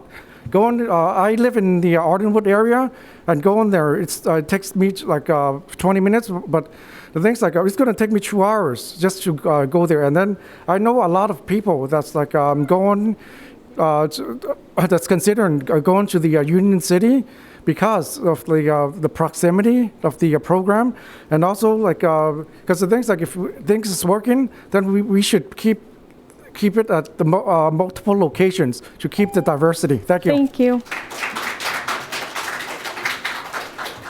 Dear board members, my name is Yang. I'm a dad of two, one second grader in Azaveda MIP, and the other will be in kindergarten this coming fall, hoping to get into MIP as well. Like all parents in the program, I love it, and we appreciate all the support that has made it flourish. While I understand the benefits behind unifying MIP at either Blackout or Lyle Bringhurst, I'm deeply concerned about its negative effects. The biggest concern for me is the isolation of our kids from non-MIP students. We really would like our kids to continue to be in a multicultural environment at school while enjoying the unique curriculum that the program has offered. Also, MIP needs to be immersive geographically in order for it to expand. Asian families, nearly 50%, reside evenly across the entire Fremont. According to a survey, this unification may force many families, more than 50% actually, to drop out of the program for various reasons: traffic, school, location, etc., etc. Therefore, I would like to sincerely ask the board members to consider rejecting the proposal of unifying MIP. Thank you. Thank you. Yang Lin, Brennan Dorsey, Jacqueline Thing, Karen Chu. Good evening, members. I'm Jacqueline, and I have a child at Blackwell strand of MIP, and I support the unification of MIP at Bringhurst. With the expansion of the MIP program and the gradual recruitment of more teachers, it's even more important now for the program to be consolidated, to provide for support for incoming staff members, and to provide a cohesive staff developmental program to allow current staff members to also grow. Teachers are key drivers to the success of the MIP program, and consolidating to a single site will enable and facilitate the sharing of resources, experience, and provide learning opportunities which will help to induct the new teachers to allow them to deliver the program confidently. It also allows experienced teachers to grow with fresh ideas and inputs from these new teachers, and the school management team can also put in place a whole school staff development program that can help improve the general competency of the staff members. This is an important area which we cannot ignore. So I'd like to propose for the support of MIP at Bringhurst. Thank you.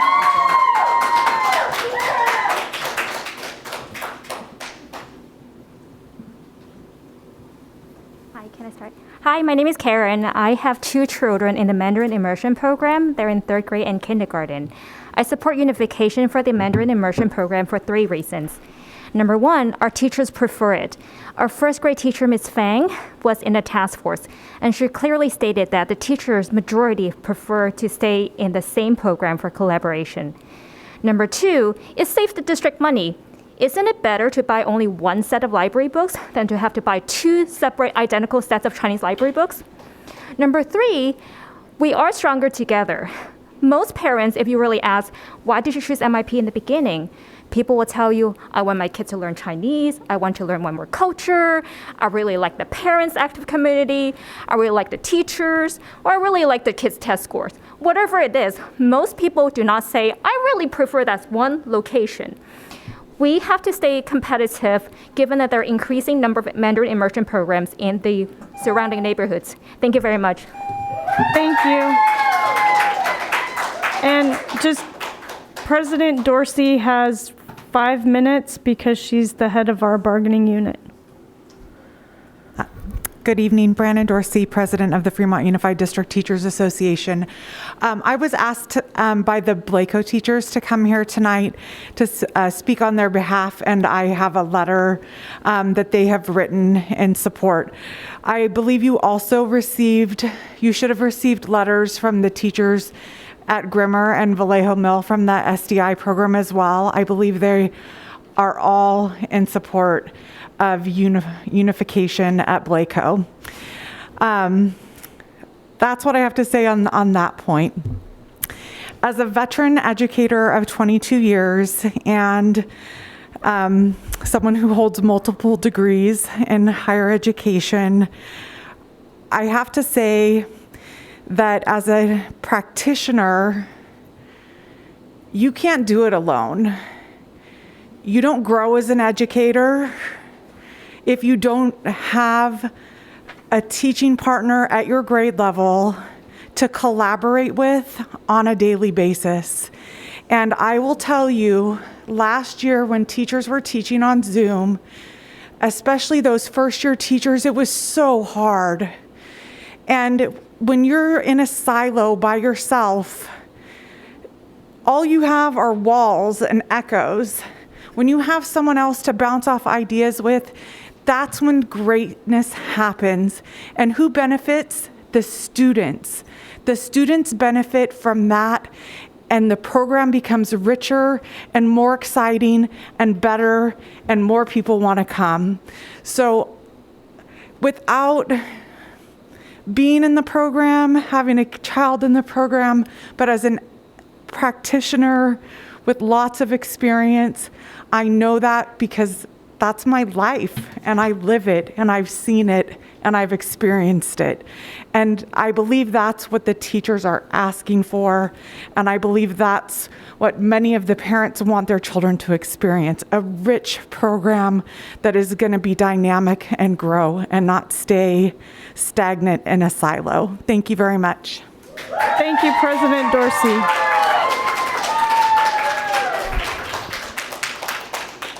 Chung Wu.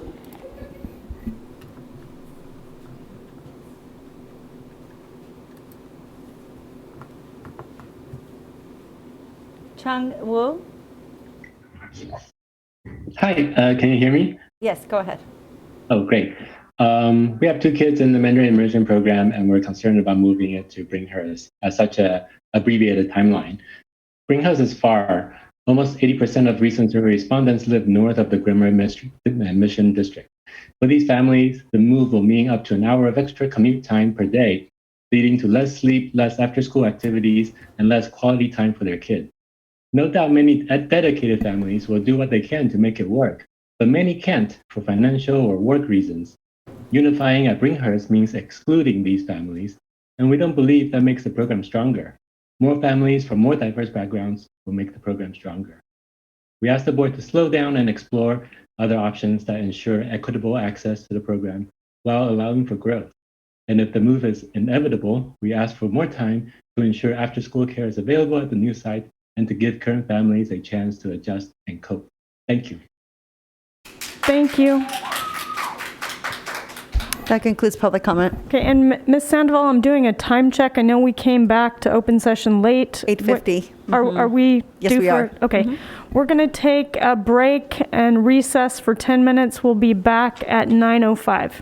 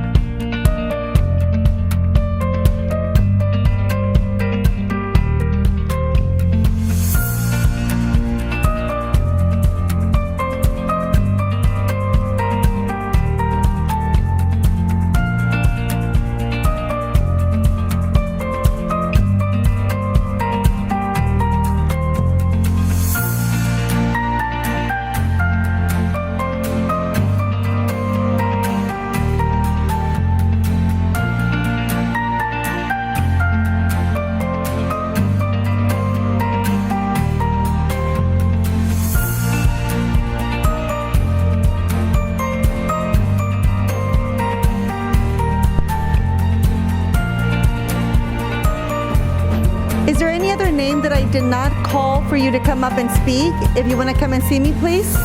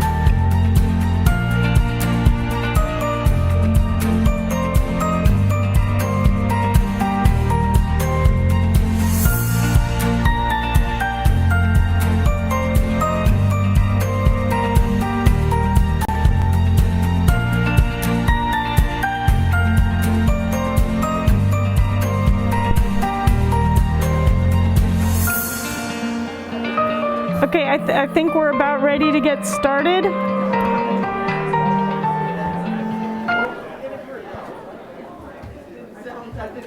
Okay, so welcome back. I believe we have two more speakers. Ms. Sandoval.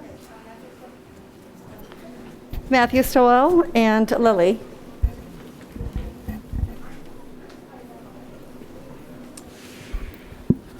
Madam President, members of the board, I'm here to speak in support of unification of the Spanish Immersion program. A lot has been said here tonight, and so I can't add too much more. I would say that it appears to me that one thing that we should all keep in mind is the future of the program, because there's obviously going to be people who are impacted negatively and positively by any decision. But for the betterment of the program, the growth of it, and expansion, I think there's only one choice that can be made, and that's unification. Unification option A, where the program can grow. And I also, talking to my daughters, my 3 daughters who are in the program, they love their friends in the program. And it would be great to have a school with so many more kids that they can network with and play with and develop friendships within this unique educational environment. So I strongly encourage you for the first option to unify both programs at schools that can grow. Thank you.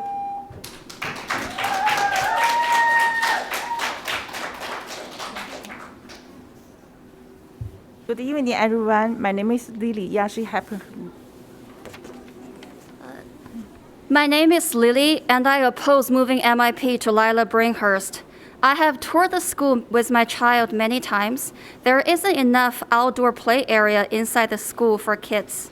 The stairs in the buildings make my child very uncomfortable, and she has no warm feelings about these new buildings.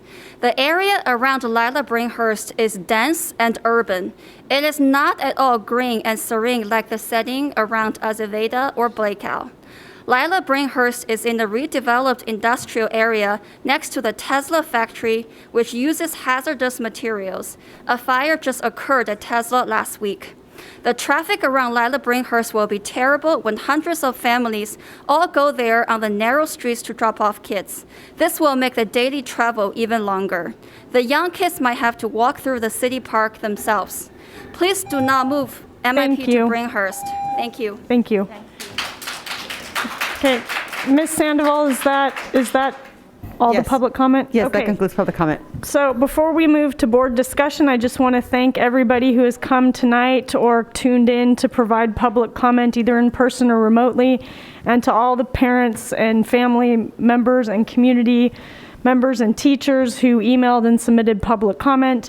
It's really important that we have all the input that we need in order to make well-informed decisions. So thank you all for being here and providing that input. So I'm going to bring it back to the board. Does anybody have questions or comments that they'd like to make tonight? Yes, Trustee Sweeney. Thank you very much, President Jones. These programs have been a long time coming to get to this point. I'll spend less than a minute with a very brief history. SDI was here before I came on the board and was a very robust program and was having some challenges. And about 10 years ago, it actually came to the board to possibly look at disbanding it. And the board, as a point of pride, voted unanimously to keep the program going and do everything we could to support it and let it grow. About that same time, the MIP program first came to the board to be considered. And that was probably the most divisive board meeting I had ever seen, as 2 board members did not want the program to even come up for a vote to start. So it did get a start, as it obviously, as you see here. And both programs have grown. So the question before us is, how do we continue that growth? What is the best course for growth? And what we've seen in the last couple of years is all the restrictions on growth that put us into wait lists, put us into anxiety, put us into infighting over selections of who gets to go to the program and whatnot. And that's problematic because we can keep kicking the can down the road, but we have to make a decision on what we want to do. And the 2 options pretty clear are, do we want to allow the 2 programs to grow with uncapped enrollment for the foreseeable future, especially if full-day kindergarten is coming to play, or do we want to restrict them? That's what it comes down to. A few years ago, this board had the opportunity to take a surplus school, which was then known as Marshall, and dedicate that to the Spanish Immersion program, the SDI program. And that was going to the Carmen Melendez School. And that was one of the most proud moments, I think, for any of the board members who are here, was we were able to take a school and dedicate it with the intention of growing the SDI program in one space. And everybody loved that idea. Unfortunately, within a few months, we found out that for environmental and hazardous reasons, we could not put any students on that site. So we're back to square one. So as we see in the last couple years especially, with the MIP program trying to grow and have to go to 2 different sites, and the SDI program being at 3 sites, and all the teachers on both programs saying it would be better if we could put everyone together, because that's been the goal all along, and it will be the goal in the future if we don't do it. I don't think the board has much of a choice other than to support option A, simply because it will allow both programs to grow without caps, without worrying about enrollment restrictions, probably really small, if any, wait lists. And I would like to clarify that for some of the people who are saying that Bringhurst might not have any other people there besides MIP programs, I believe there's at least, I'm going to say 166, I might be off on numbers, of the kids who are in the local attendance area who will be attending that. I will also say that there have been remarks that have been attributed to me that I have not only not ever said, I've never even thought. So as we go forward, and I think there's plenty of room for all of us to learn here, we have options that I think will serve the community well, and we can still grow, because we do have issues with a commute. Let's look at the MIP program. How can we lessen that? How can we mitigate that? And I think we have some ideas, and we can entertain those. I don't want to take all the board's time, but I want to share that from the very, very beginning, since I've been on the board, I've always been supportive of the dual immersion programs, and I've always been a champion when their backs have been against the wall to keep them going and give them every chance to grow. We are at that crossroads again.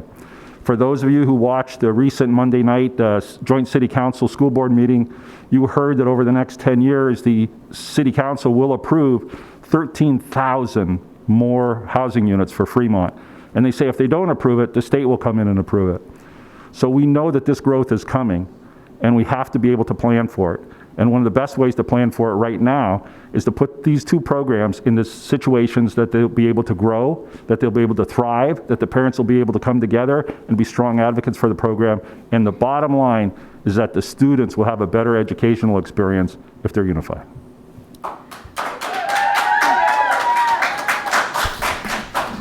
Thank you, Trustee Sweeney. Is there Trustee Campbell?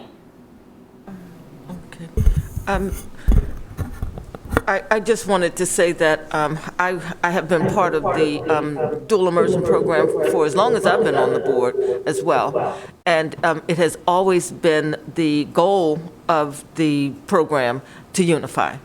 There was a strong community outcry for unification. This is probably what, our 2nd or 3rd time bringing this to the board about unification. I think this time we have done our due diligence in really looking at all of the options that were available to us. We had the short-term plan of expanding the MIP program to allow for more students to come. I agree with teachers and I understand that Warm Springs is kind of far if you live way on the other side of Fremont, and we would hate to lose parents because we would want to unify it into a space that we know that it will be able to grow. Full-day kindergarten will be able to allow for a neighborhood. They're still building and expanding in that area, so the neighborhood kids would still be able to come to that school, so you would have your English only and your Spanish and your Mandarin. I think that's a rich program. So I would agree with, he won't believe it, Trustee Sweeney, that option A would be a good course for this program. I do have a question about Blake Howell enrollment. If all of the students that you say we have there now and you would bring them from Vallejo Mill, you bring about, give or take, 123 from Grimmer, and you would bring in another 119 from Vallejo Mill. That would give you approximately 242 more students, assuming that everybody comes, and you already have a total enrollment of 479. So that would give you approximately, give or take, assuming that all of the students and their families continued to come to Blake Howe, approximately 721 students. My question is, will Blake Howe be able to accommodate that many students? So you made me do math very quickly as you spoke. Oh, sorry. That's okay. I'm done. I'm ready to go. So the one thing I would add is that we would need to take out the Mandarin immersion students that are currently at Blake Howe, which is 77 students. So the total enrollment, if we say all SDI students, including neighborhood students, would be 644. Okay. Is that a reasonable number to accommodate for that school, given that right now it's 479?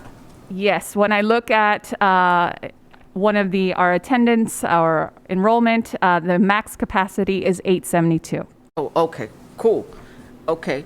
And then the same kind of mathematical calculation I was making quickly in my head as well is for Bringhurst. If everyone goes, it would be approximately 420 students? Correct. So that would mean, but I don't know what and then it would be the 166 plus the 420? 586. 586, and that's plenty, because I know that school is built out to 1,100. Okay, thank you very much. Trustee Zhang.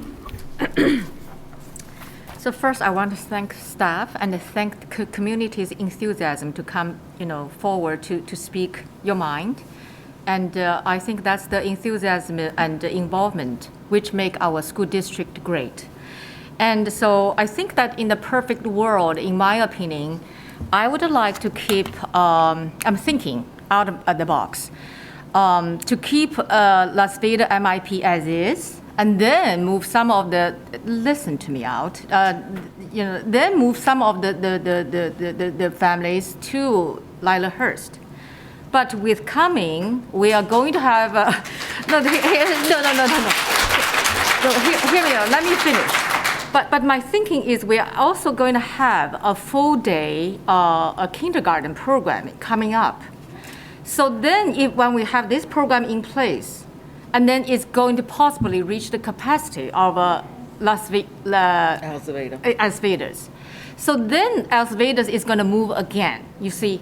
So that's why, when I think about this with the long-term picture, I want to support both of the families, because when you stay in a place, you don't want to move because it's kind of disruption. I understand that. But with the long-term growth of our school, I think that to move to a unified district location is the best choice. But we're going to do our best to see how we're going to do the transportation and how we're going to do the best, a way to accommodate the traffic jam in the area. And I also think, I look at the data, most of the parents attending MIP is within the Las Vegas area. So when we move to this area, I do believe there were more family from the southern part which is going to, grow again. So it's just we do the best we can. I hope that the family who is already attending the program understand we are good for the well-being of all the school district parents and students. Thank you. Trustee Prasad.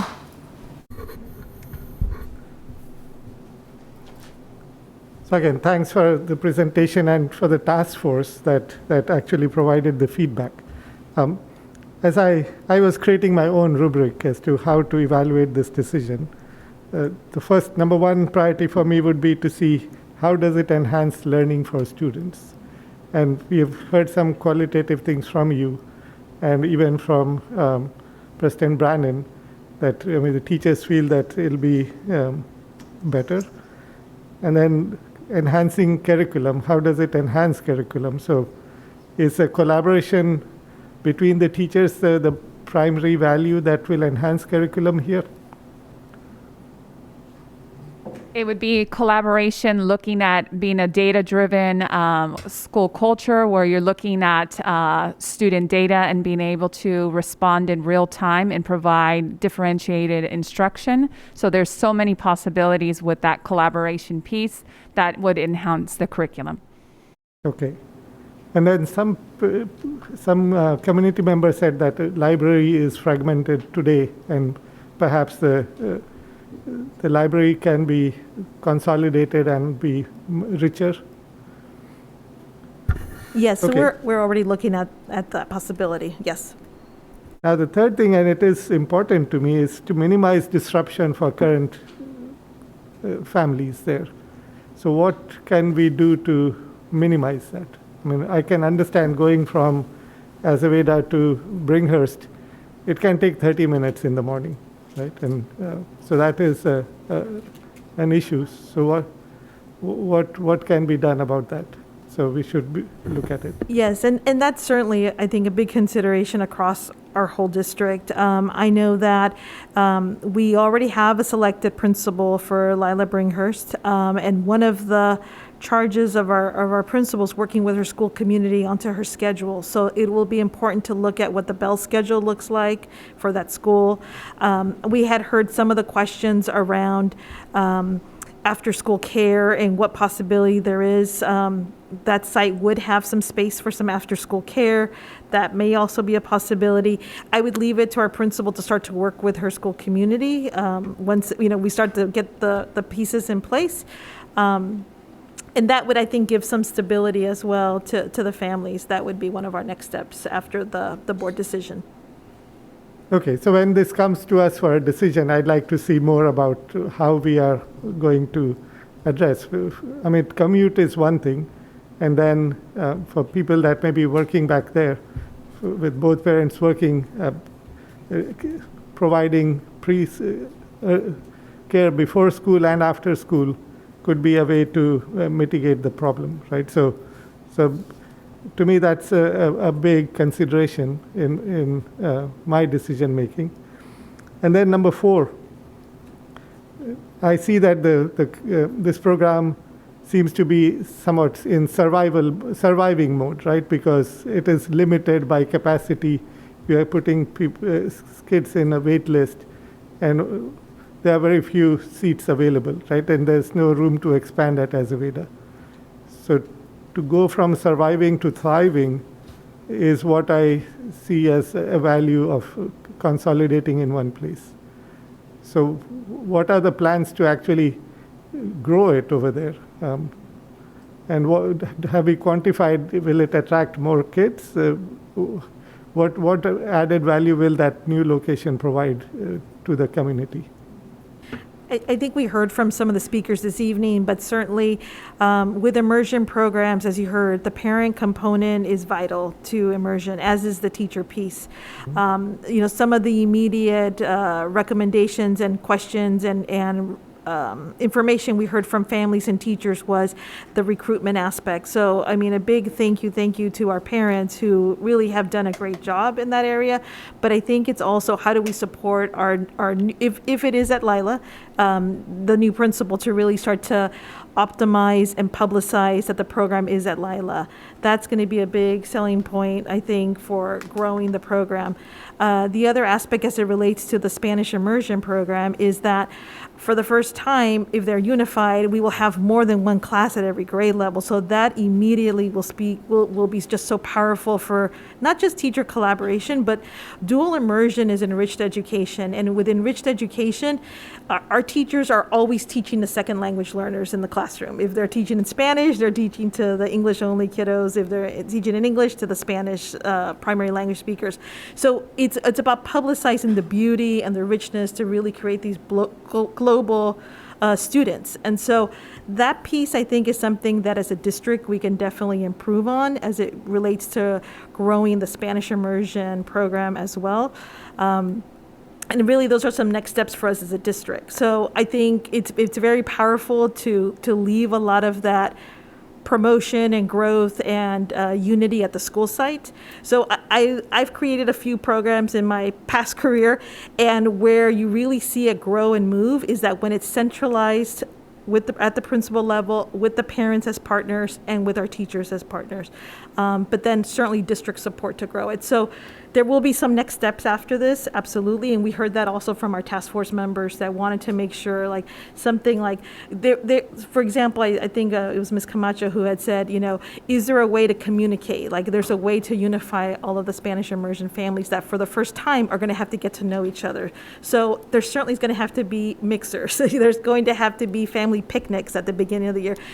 Of course, in this COVID world, we'll have to see what those guidelines are, but it's going to be just a wonderful kind of reopening of a school and bringing in the English only students as well, because we heard from our families that spoke tonight that our kids need to be able to have this multicultural setting, right? And it's also about how do you support our English only students who are part of a school community that has immersion within it. So there will be a lot of next steps. A lot of it is just the good work that principals and schools do ordinarily, but then how do we do, kind of like a grand opening? How do we do a kickoff to really bring all the families together? That's going to be the next work that comes in the coming months. But these first steps will be able to give us that direction as well. So I'll send you these 4 things, and maybe for the next time, I'd like to get more qualitative feedback on each one. But then the final question from my side is, when you look at unification, unification also creates a bounded box that you can grow up to, right? So this, as a rich program that we have, projecting 10 years, do you see this going back out again and be much bigger than what one campus can hold? So, the immersion program is an FUSD program. And so just as we do with our transitional kinder programs, our special education programs, our science magnet, there is that possibility. But what I'm hearing from the board is the commitment to really trying to look at, based on our projections, based on our capacity reports, knowing that full day kinder is there's a possibility in the future. What can we say now in this moment in time? So we feel confident that it can certainly thrive there at these settings. There are some districts who sometimes will grow a school to the full capacity and make it an immersion school. I don't think I've heard that from the board in the past, but that may be a possibility in the next 5 to 8 years that you look at that. I mean, there's so many things that are out there, but I think that will also need more data, more capacity reports, and really the direction and the board goals as it relates to immersion and language programs. But, or I should say, wonderfully, with the strand within these schools, what it's going to do is have enough ability to grow and to expand and really attract more students to these schools. So we're good for now, but certainly I think as a board, it will be something for you all to look at and give us direction in the coming years as to what are we looking at district-wide in terms of language programs. Okay, thank you. Thank you. I wanted to take the opportunity to thank staff and the task force for the hard work that you all did. This has been years coming.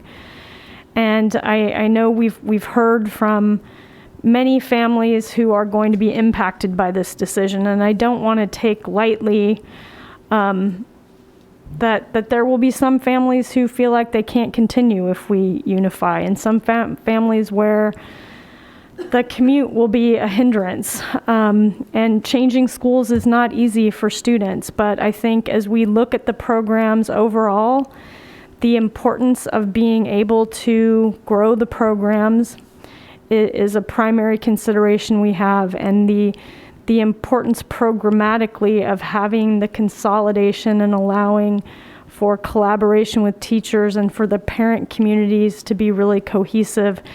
It's really important that we move ahead with unification. I would like for us to, I know, I've been through budget cuts where we have cut bus service, so I know what the financial impacts of that are. But I don't want us to say just off the top of our heads that we can't provide bus service. I would like for us to look at that and make an informed decision with some data. What would it look like to be able to provide some transportation, and then be able to say, based on this data, based on the cost, based on staffing, we either can or can't do it. I want the data, if we can get it, to make a decision about helping to provide transportation, and knowing that we may see the data and have it confirmed that that's really a no-go, but I don't just want to make a rash decision that we can't do it. I'd like to see some data about how we can support families who are facing legitimate transportation issues, because I know that can impact both programs. We've heard from families where that could be the case. So I'd just like us to take a look at that option and know what it would mean, so that we can decide to do it or not. Yes, Trustee I have a Zhang. further question. So I think the MIP program at Blackwell is concerned about the resource, lack of a resource. So what is the good number to make a program robust? So right now at MIP at Blackwell, there is 77 students. So what number it would be a good number so that we can actually beef up with some teachers? I'm still thinking about my idea as have one at Las Vegas and one at Bringhurst, because then you can not disrupt them for the time being, and then you can grow this one at this site if we cannot provide transportation. So, and then we can really grow and then attract what's called enrollment. That's my thought. So is that we are lack of a resource of teachers? And can we look into that? And so let's see, next year, can we also advertise to see how many new families are going to enroll, let's see, at Lilac-Hurst, I don't know how we do the data. So a couple of things. We do need board action to be able to then advertise where the location will be. Certainly, people can apply for the program, but that gives parents the full picture as to where will be the program. And so it's kind of like the chicken or the egg. So we would like to be able to present to families where the program will be, so that we can then see what the enrollment will be like. So that would be one thing. In terms of the 77 students, when we look at the Mandarin Immersion program, the expansion is there. There are parents on waiting lists. There is a need, and already, as we heard, 10 years, just a lot of rich work there. So where our hands were tied in the sense where we were looking for a short-term solution. And so the short-term solution, so that we can get folks off of the waiting list, was Blackwell. And so I'm not sure what. Is the question you're asking more about, and correct me if I'm wrong, to reach a robust program at a school site? Would it really mean being able to have at least 2 classes per grade level, so that you have a grade level teacher? So is that? What I can say is that currently at Blackwell, we do have 2 teachers per grade level. So it's, as a reminder, it was an expansion for students who were at the primary level. So next year, say if we were still to continue at Blackwell, those first and kindergarten first graders would then move up. So then we would have a K, a first, and a second. So as each year progresses, we would have more, we would expand the grade levels. It's just when the board did take action on that, it was to expand for that particular year. So we do have 2 classes currently, and we do have the resources. I just want to clarify that as well. What the Mandarin Immersion teachers and students have at Azaveda, they also have at Blackwell. So actually, I You want to ask, so let's see how quickly can we get this full-time kindergarten program in place? And if we do have that, will that impact the capacity at Asvedas? That's a question. I want you guys to the staff to do some research. We can, and the preliminary research does show that there will be issues at Azaveda with a full-day kinder program comes into play. So we will, the location will, because it's, I always hear the term landlocked. Landlocked, yes. There won't be enough space there for the full-day kinder. We can certainly look at what that looks like, but that was one of the other concerns about Azaveda, as we're starting to explore the possibility of full-day kinder. And Superintendent Kamick, did you have comments? No, I was just going to, well, I had one comment, and that is related to the request for information for full-day kindergarten. There will be a point in time in the future when that discussion comes forward for the board, for public consideration, for the board's formal consideration, and those who may be listening or watching are wondering what's the status of full-day kindergarten in Fremont Unified. There hasn't been a change to move in that direction, but we recognize that it has been a point of conversation amongst many circles and in the boardroom before. But I do want to clarify that there hasn't been formal action for that. But there is a recognition that it is something to be considered. In addition, I would like to clarify for those who may be wondering, it is something that has come up year over year in budget development at the state level. And so if Fremont doesn't make an adjustment at some point in the future, it may come down from the state level. And so I just wanted to give some context for the discussion for full-day kindergarten and why it's part of what we're looking at in the future. And I will have one other just closing thing to make sure I'm getting all the direction from the trustees when we get done with board conversation. Yes, Trustee Campbell. Yeah, I just have one other thing that we didn't add to the conversation, and that is when I begin to look at the numbers again, I noticed that at Grimmer, if we're moving off those 123 students, we'll have an enrollment of less than 300, 279 approximately, assuming that they all come off. Well, they all will. And so that begs the question of what does the board see as a adequate size of a school enrollment? Yeah, I think that's definitely an important conversation. It's a different conversation. Yeah. I think that, we're going to have to look at, without getting too much into this, we're going to have to look at our enrollment projections and what is happening at each school site and make some tough decisions in the coming year. Definitely in the coming years, but probably sooner rather than later about what to do with that. Right. But that's an important but separate conversation. So, Ms. Salinas and Dr. Rocha, that's going to be an important consideration as we make the vote next board meeting. So is it possible to give us a projection of enrollment for Grimmer? That would be helpful. Yes. Thank you. Okay, so I know this isn't for vote tonight, and we'll have another opportunity to ask written Q&A and more questions when this comes to us at the next meeting. Is there anything else tonight? We're good? Yes, Superintendent Kamick. Thank you, President Jones. For staff's sake, I just want to recap what the requests have been and what we're bringing forward at the next agenda item. So what I have heard thus far is that we'll be returning with this agenda item, recognizing the recommendations presented by the task force as heard tonight, option A, option B.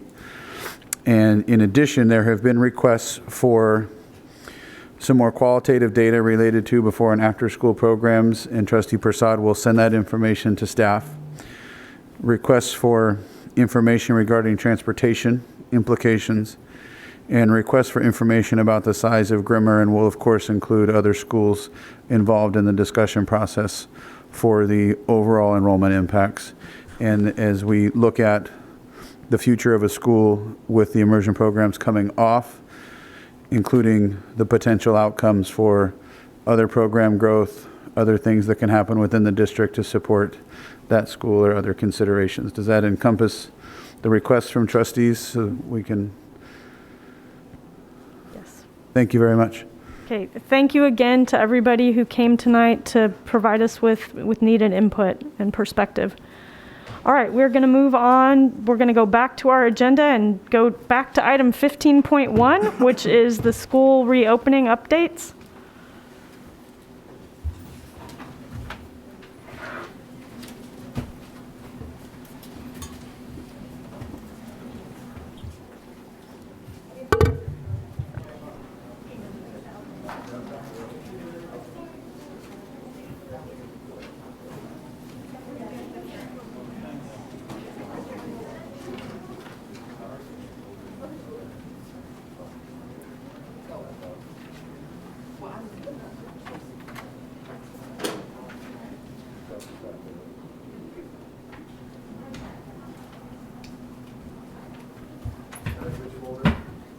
It's already minimized.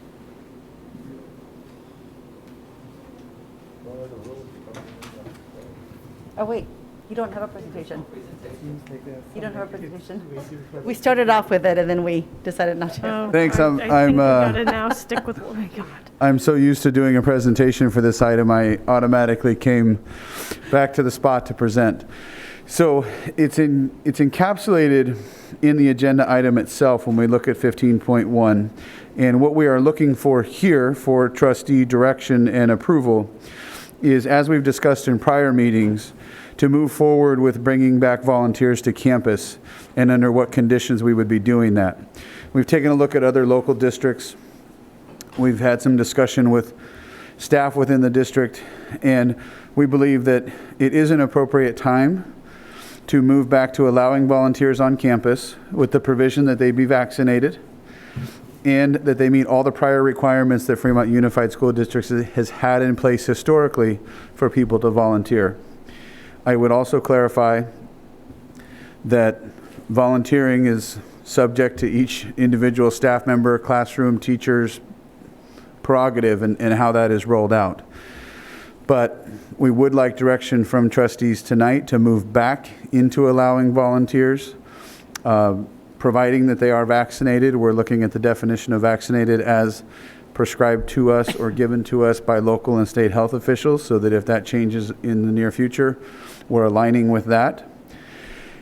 And the other thing that I think is an important part of this conversation, but not agendized tonight, so the board wouldn't be able to discuss it, but I can give you an informational update, because since the posting of the agenda, there's been more announcements across the state related to masking. I do want to just give an informational update for our trustees and any community that may be watching. Effective February 15th, the state indoor masking requirement is going away, as you've likely heard. However, schools are staying under the same guidance that's been provided pre-Omicron. So the California Department of Public Health has left the guidance as it was when we returned, for example, in August, September, October, November. We have heard clearly from the state that we do expect revisions on masking requirements and guidance for schools in the next week or weeks. Depending on when that happens, it may be part of our next agenda item for this topic on February 23rd, but we don't have any new updated guidance for schools just yet. As it relates to our current status, our case numbers are dropping significantly from when we returned at winter break, which is great. As an example, today we had 23 student cases, I believe, give or take. That's a much better number than where we were a week or two ago. However, for context, that number is still much higher than we were before winter break. So we're keeping everything in mind as we move forward. And I apologize that we can't have more discussion on masks. It wasn't agendized that way, and the state announced their change afterwards. But that's the information I have for trustees this evening. I'd be happy to answer any questions around the recommendation to have volunteers return. Thank you, Ms. Sandoval. Do we have any speakers about this item? I do. It looks like I have 3. I've got 2 remote and 1 in person. Okay, so that will be 3 minutes per speaker. Samya Narayan. Sorry, this was not for this. I was trying to raise saying that the Zoom was not available and the live feed was. I'm going to wait for 15.5. Sorry about that. Okay, I forgot thank to you. lower my hand. Can we confirm that we're live? Just somebody take a look at that. Ms. Sandoval, can you call the next speaker? Yes, I did confirm that we are live, and Okay. the individual that she's alluding to trying to listen in on Zoom, when we have repeatedly said Okay. that they have to listen on live stream and on cable TV. Okay, thank you. Jackie Ward. Hi, thank you for allowing me to speak tonight. My name is Jackie Ward and I'm a parent at Blakeout Elementary, and I wanted to speak in favor of allowing parent volunteers back on campus. Parent engagement is incredibly important in our students' education, and it's hard for parents to feel connected when they can't engage with their students and with their teachers like they used to be able to, and especially when there's actual physical barriers blocking them from even entering campus, walking to the back of school, walking their student to the line, and everything that's been changed this year. Parent volunteers can relieve some of the stress and workload of our teachers. Not only do our teachers need parent volunteers, our students do too. Many of our students are behind this year. I know one of my students needs extra help after doing kinder online last year. She could use some extra help in the classroom, and if I was able to go in and volunteer, then her teacher could spend extra time with her or other students that need help while I worked in small groups or whatever her teacher needed. Parents are an invaluable resource. Lots of other districts throughout the state are already allowing parents on campus, and I encourage the board to do so. It is safe, and it is time for parents to be allowed to be a full partner in our children's education. Thank you. Thank you.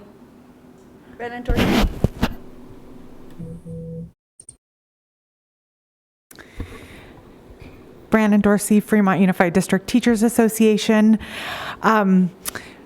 So lots of positive things here. I totally agree with the speaker that parents are our partners and we cannot have an educational community without them. I agree with parents they must be vaccinated to come back on campus. My number one concern, though, is how is that going to be verified? Like the devil's in the details, right? So before that is rolled out, there has to be training for whoever's going to be doing that. Everybody in the same room at the same time, hearing the same message with a checklist and verification so that there aren't any mistakes on that, because that's super important. And then clarity to parents that it's still, like Superintendent Kamek said, it's still up to the teachers. I know when I taught kindergarten, we had many parent volunteers. That was that environment. When I taught first grade, I only had parent volunteers on game days because we were trying to become independent learners, and it was a different type of environment. So I think that choice still needs to be there, and then establish some clear parameters. Just because you're a parent volunteer doesn't mean you're walking your child to your child's classroom on campus. There are still going to be the COVID restrictions that are in place.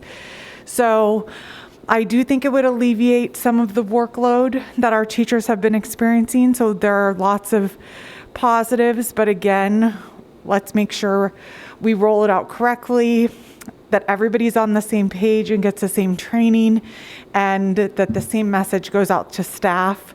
So, because as we know, part of my job, a big part of my job, and probably Superintendent Kamek's job, is we combat misinformation on a daily basis. And if we get it right the first time, that makes everybody's job easier. Thank you. Thank you, President Dorsey. Ms. Sandoval, are there any other speakers? That concludes public comment. Okay, so back to the board. Are there any comments or questions? Yes, Trustee Campbell. I have one question, for Ms. Dorsey.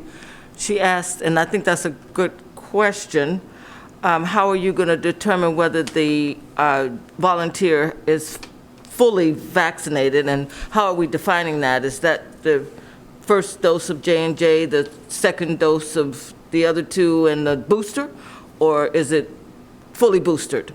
So I'm not sure how that's being defined. Yeah, we would define that in accordance with what the county public health sets as vaccinated. I believe county public health still says that vaccinated is, for example, 2 shots of Pfizer, 2 shots of Moderna, or 1 of the J&J. Okay. If in the future that changes to being boosted as well, then if county health or state say that that's now fully vaccinated, then we would adjust to that parameter. Okay. And then when there was the question she asked about how you're going to verify that, you know, the state has the QR code, and there's a website that you can go on, and everybody can present their QR code that has the information on it that's when they were vaccinated. So that's the way I have to prove my job required us to be fully boosted. And the state website has the QR code for me to be able to verify that. So that might be one way to do it. Otherwise, I don't know how we could, I mean, I don't know the honor system is going to be the best way to do that. Yeah, we will work with our elementary and secondary directors to consult with our principals and their office staff about how the most practical way for them to do that. Obviously, the QR code is a very tangible solution. There's probably a small handful of individuals who may not have that, so we'll have to have an alternate way to verify. And we had the similar process for when we had to verify vaccination for our employees at the beginning of the year under the state's mandate. So QR code will likely be the primary method in which we do it, and we'll work with the site administrators and office staff to make sure we do that. And I suggest that we do it at the elementary and secondary level in a separate review, because those staff, how that's staffed in the office can look a little different at those levels. And this said something about screening. And so would that mean that you would do a daily screening temperature check or whatever or there would be self-check on the day that they're coming? It'd be a self-administered screener. Every visitor that's on campus for any purpose should be doing that anytime they go onto a campus. So for example, when I visit a campus, I'm doing our frontline screener that we use as employees. But anybody else who's on campus for a reason should be signing in at the front, and that they have completed a screener upon arrival. Thank you. Are there other questions or comments? Trustee Prasad? I'm sorry. Student Board Member Dalmia. Yeah, I definitely support bringing parent volunteers back on campus, and I also wanted to talk a bit about contact tracing. So I know it wasn't specifically mentioned on the agenda, so if we can't make a decision on that tonight, that's fine. But I was just curious if, in addition to sending those notifications to parents, if they could also be sent to students just so that they can be more timely and students are also aware of those notifications in that manner. Thanks for that request. I'll review that with our COVID team, and I also will reflect with some discussion with our elementary and secondary directors. It may be a good notice for some high school students, but maybe not some of our middle school students. So we'll have to look at the developmental level of our student population and see where might be appropriate for those. Okay. Yes. That makes sense. Thank you. Trustee Prasad. Well, parents are definitely an integral part of our school system, so I just want to welcome them back, and at this point I'd move to approve the recommendation as written. Okay, so we have a motion by Trustee Prasad, a second by Trustee Zhang. I'm going to just take a second to voice my support for this. I think it's important for our teachers to have access to volunteers if they want them. Again, it should be up to the teachers whether or not they would like to have volunteers in their classrooms, and there are a variety of reasons for or against doing that for an individual teacher. I support making sure we're adequately verifying vaccination status, and I just also want to say I think this is an important thing for parents, because I think parents have lost the ability over these last 2 years to connect with each other. And I think we're seeing impacts to PTAs and other kinds of support services that we usually get for parents that, are just no longer feeling that connection, and we want to start bringing that back. So I fully support moving forward with this. Any other questions before we take a vote? Student Board Member, how would you vote? I would vote in favor of the motion. Okay, Ms. Sandoval?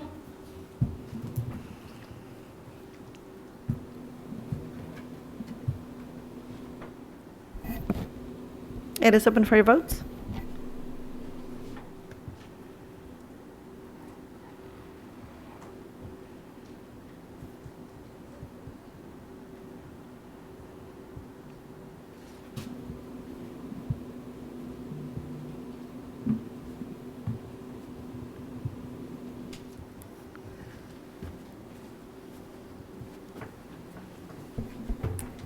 No, we're moving on to 15.3. Yeah, textbook adoption. I'm still missing several trustees.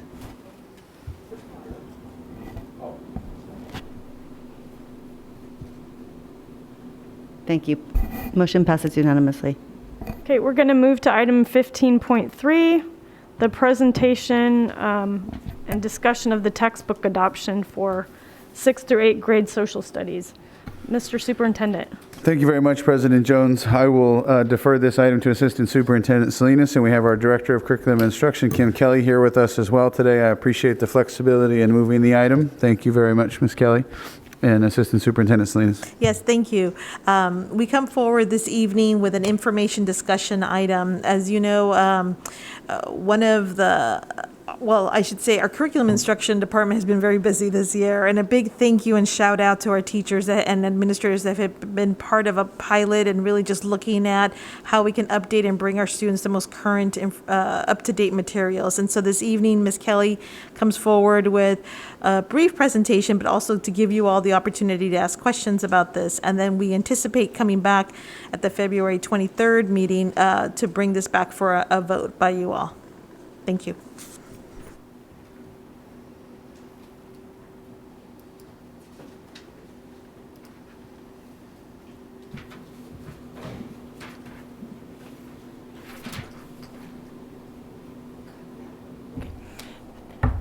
Good evening, trustees and staff. Thank you very much for allowing me to make this presentation. As Ms. Salinas said, I'd just like to bring you a little bit of information about an adoption process that we have completed, looking at new history materials for our students in 6th, 7th, and 8th grades. Okay. Oh, there we go. Okay. To give you a little bit of history on the history, just because it's fun that way. We're looking at 6th grade. Our topic is ancient civilizations. 7th grade, history is world history. 8th grade is U.S. history. The last time we adopted history materials was in 2006. And you might imagine there's been a little bit of history that's taken place in the meantime. In addition, there have been 3 really key legislative changes that have happened. 2011, we had the passage of the California FAIR Act. 2013, the C3 framework for social studies came into place. And then in 2016, the new framework for history and social studies came into place. Our current status is that the Spanish dual immersion materials are no longer available. English materials are still available. We think we're probably toward the end of life on those, but we can still get those. So it seemed important to us to consider this adoption this year. We convened an adoption committee. We worked closely with FUDTA and through an application process. There were 10 voting members on the committee. 8 of them were people who teach 6th, 7th, or 8th grade history, and we did include a special education teacher. We had 2 instructional coaches, one who represents the needs of our students in our Spanish dual immersion program, and one who represents our English learners. There were 4 non-voting advisory members. Jamie Shimamura, who is our program manager for social studies, oversaw the adoption.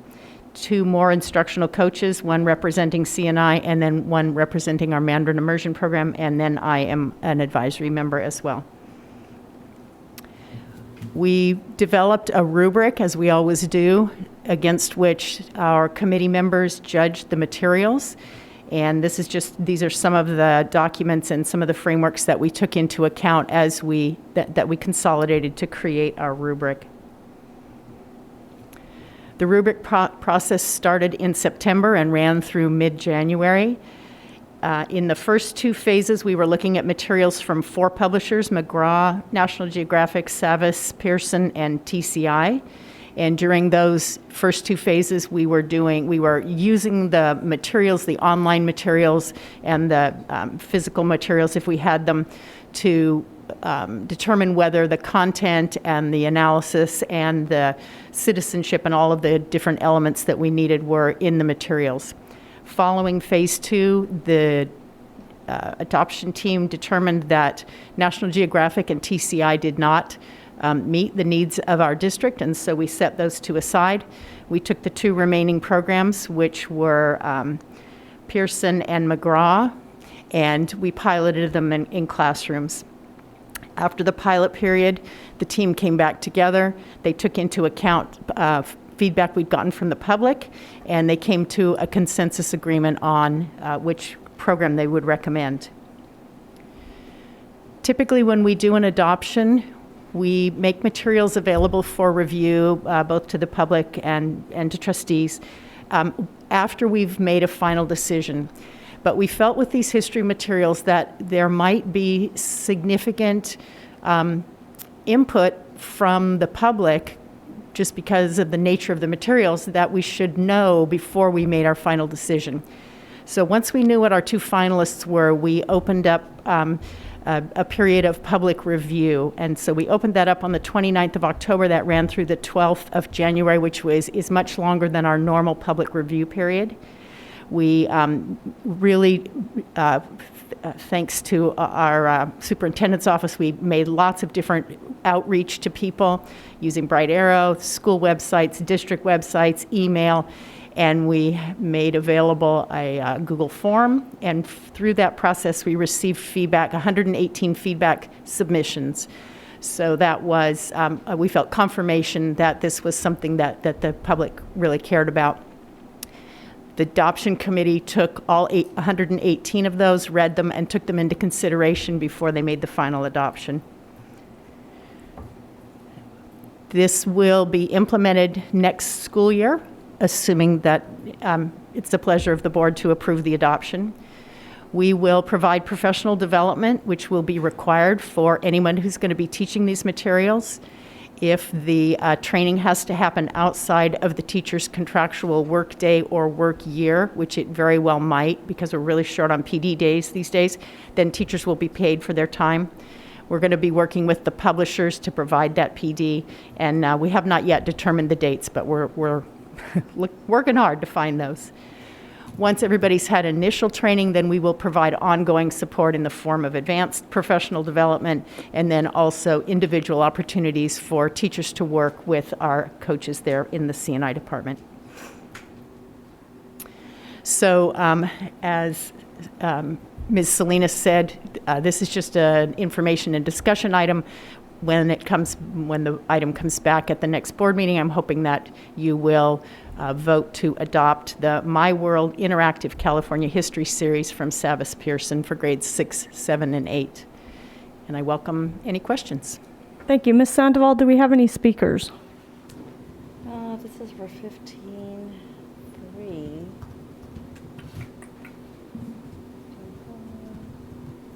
Justin Valencia. Thank you. Is that, how many do we have, Ms. Sandoval? Let's see. My apologies. I have 2 more, or 3 actually now, that have raised their hands online. Okay, so it sounds like 3 minutes per speaker. Yes. Go ahead. All right. Good evening. My phone's about to die, so hopefully this lasts for the comment. But my name is Justin Valencia, and I am a 7th grade history teacher at Horner Middle School, and I was a member of the Social Science Adoption Committee.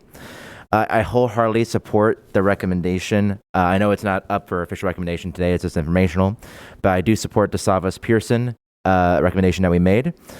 It was clear after taking into account community input that McGraw was the inferior choice for reasons I won't really get into right now compared to Savas.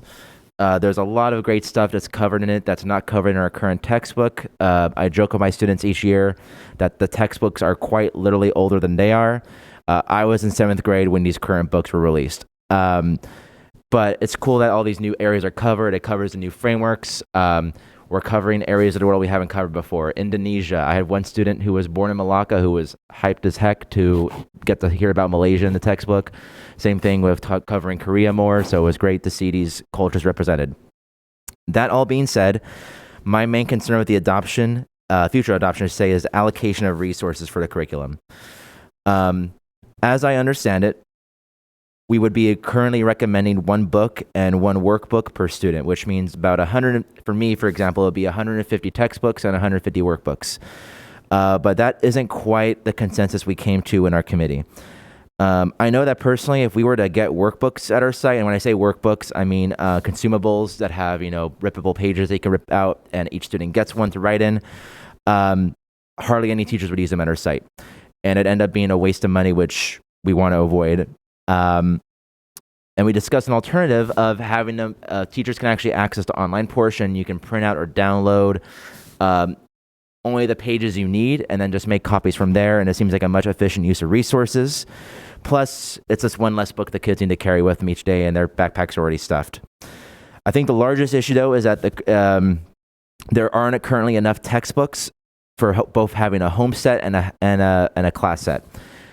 Either we would have to have students bring their books back and forth each day, which again, their backpacks are huge, there's not enough room, or we have to have them use the e-textbook either at home or in class. And I'll be frank, the e-textbook isn't the greatest. Kids had, no matter which one they were using, they didn't like using the e-textbook. They'd much rather have a physical, tactile textbook that they can use and flip through. And that way, if there's internet issues, it doesn't matter because you have a physical textbook. We can't really pivot to this tech-based focus on curriculum if we don't have the resources to support it. We only have 23 Chrome cards at my site for 70 teachers, so it's just not quite feasible. I know this is only a presentation this week, but I ask that you make the decision in the future to allocate enough funds so that each student can have a home and a class set textbook. Thank you. Thank you. Benita Verma.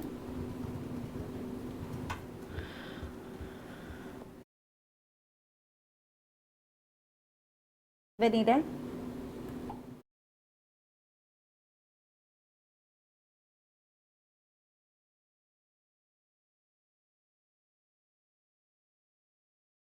Krista Kelly.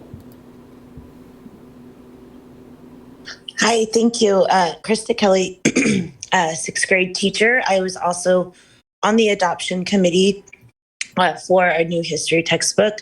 Our committee met and discussed in great detail the two different adoptions for consideration. My students and I, as well as other teachers, piloted both programs, got a lot of community input from our parents. And I have to say, our final consideration, when we really considered both textbooks, a lot of our final consideration had to do with the parent input from our parent community, particularly with the sixth grade textbooks. I also want to echo that in order to really teach a full-fledged and teach a program that continues to grow and continues to adapt so we don't end up with 16-year-old textbooks again, is to also fund supplemental resources for teachers as well so we can continue to add to our history education as well as use textbooks. I also echo the sentiment of having an additional set at home. These are large, heavy textbooks. We are not a one-to-one school, so having online access is not a reality for all of our students. But I fully support this adoption. It was a really great opportunity to be able to have this adoption. And we are not able to continue to be able to do this kind of work if we can't retain quality teachers like myself and Justin that are willing, and other teachers that were on this committee that are willing to devote our time to this. So thank you. Thank you. Elizabeth Smullen.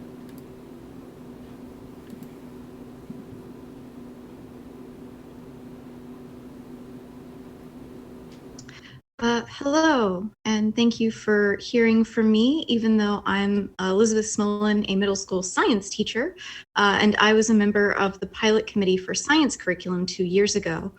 So I do want to first thank the board for adopting Amplify last year. It's made this year's teaching much easier.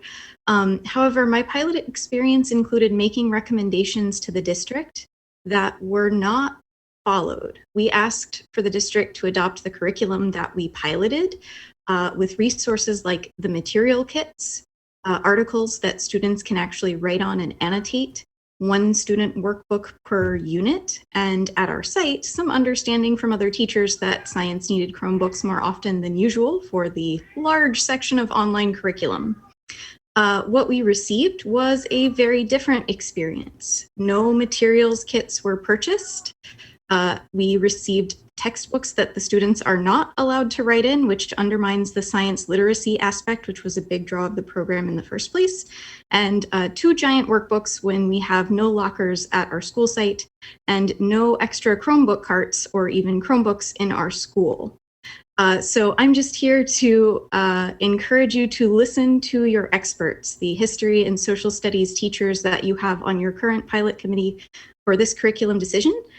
Please do have open ears and open minds when they ask you for what they need. Actually purchase the resources that your teachers request. Please don't change the experience. Listen to what they want you to spend money on, like a class set of textbooks, and don't add expenses that they actively say they don't want.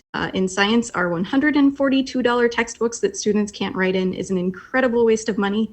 And I believe my colleagues in the history department see the workbooks in the same way. So instead, please put that money towards technology that we can all use in all classrooms. At our school site, we have 23 Chromebook carts in our school of about 70 teachers. So please do listen to the feedback from your pilot committee, both current and past, and spend some of those monies that you have in reserves for the curriculum experiences that we piloted for all students in all subjects. Thank you for your time and consideration. Thank you. I'm going to go back to Ms. Verma. Benita Verma? Yes, thank you, Patty, for giving me an opportunity to talk. Good evening, board and trustees. I'm really excited to look at this book. I know you have received some negative feedback on these books too, and I was very much aware about that. But I think these books are much more rounded and much more aligned with Fremont culture and Fremont community. And it speaks volumes about our students and our community.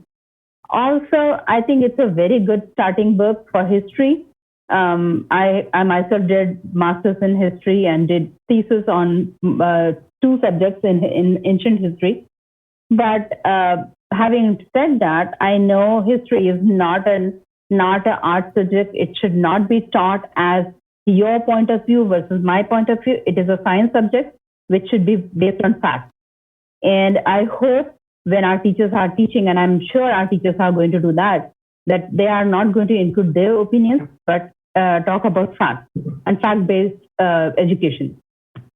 I also agree with the teachers who have mentioned that the books need to be in the electronic version too. These books are really heavy. I know because my kids have hurt their shoulders for multiple years. My younger one was hurting like anything because she was carrying the books from back and forth from school. However, having said that, I would really recommend that we have PDF versions or online versions of these books, and maybe writable PDF where the kids can make notes on the PDF electronically and keep the notes with them, so they can go back and look at the notes while reading the book. I think our teachers are in the right. They have right heart. They are doing right. They have done really good stuff. This research is really round. It's really good, and I really appreciate this book. Thank you very much. Thank you. Are there any other speakers, Ms. Sandoval? That concludes public comment. Okay, so we'll bring this back to the board. Any comments, questions? Yes, Trustee Sweeney. Thank you, President Jones. Just a couple questions. When you bring back the recommendation, can you share with us if the recommendation is going to include a set of books for the classroom, a set of books for the home, and the ideas from the teachers of having access to the workbooks online and just copying out the pages they need, I think makes a lot of sense. I want to thank you if you had anything to do with not allowing students to write in $142 textbooks at this point. I don't even know what it would be like for the second group. The first group would be great. Second group might be not so great. And who's writing in there? Maybe they're not writing something that's scientifically sound, what have you. So I don't know if that helps. So when you bring it back, if you could make those clarifications, that would help, and also the entire cost. And maybe a little bit of clarity, if you could just take a moment and tell us what was the gist of the parent comments, because we heard from a couple of speakers that the parent comments really persuaded the group to take a certain action, especially in 6th grade. Can you tell us just very shortly what the gist of that was? Yeah, absolutely. There was a pretty consistent theme that came from the comments, and that was that there were a couple groups of parents who felt that the history of the country that they knew best and came from was not accurately represented by one publisher and was much more accurately represented by the other one. And so we trust them on that, and we went with the publisher that they felt did a better job. And as you were saying that, there was a bunch of lines in front between us, but I was able to see through them. Thank you very much. I wanted to thank you all for the work that you did in being responsive to parents. And I've been around enough to see adoptions where there is no perfect textbook or perfect curriculum, and getting that input so that we can make the best choice possible. And then knowing that we handle some of those things with staff PD and staff training, that we know where there are weaknesses and areas that we need to maybe tackle differently, and that's handled in staff PD is really important for us to know. I want to, the concern I have is about the class and home set. I know, I've had students go through and have those heavy backpacks, and we don't have lockers in junior high, and that's what this adoption is for. It's for a group of students who we currently don't have lockers for. And I know this is a little off topic, but if we're going to continue to handle adoptions and not want to purchase both sets, we really need to take a look at lockers and providing lockers. So in the absence of lockers, I do think it's very important for us to consider both sets. Because not only are students carrying the textbooks to and from school, they're carrying them around all day. So that's a factor that we really need to think about. There are health implications. One of my kids has scoliosis, and that this would have been a real health issue for her to have to carry books around all day. So I just want us to look at that. I also want to say how grateful I am to see textbooks that are Fair Education Act compliant. For those of you who don't know, I have a student who worked on advocacy at the state level to pass the Fair Education Act, and at the time Cal was in 7th grade. And I was naive enough at the time to think, oh my gosh, that passed, next year we're going to have compliant textbooks. And that's just not the way things work. And Cal now has graduated from college and is in a graduate program, and we are just now getting these books that are Fair Education Act compliant.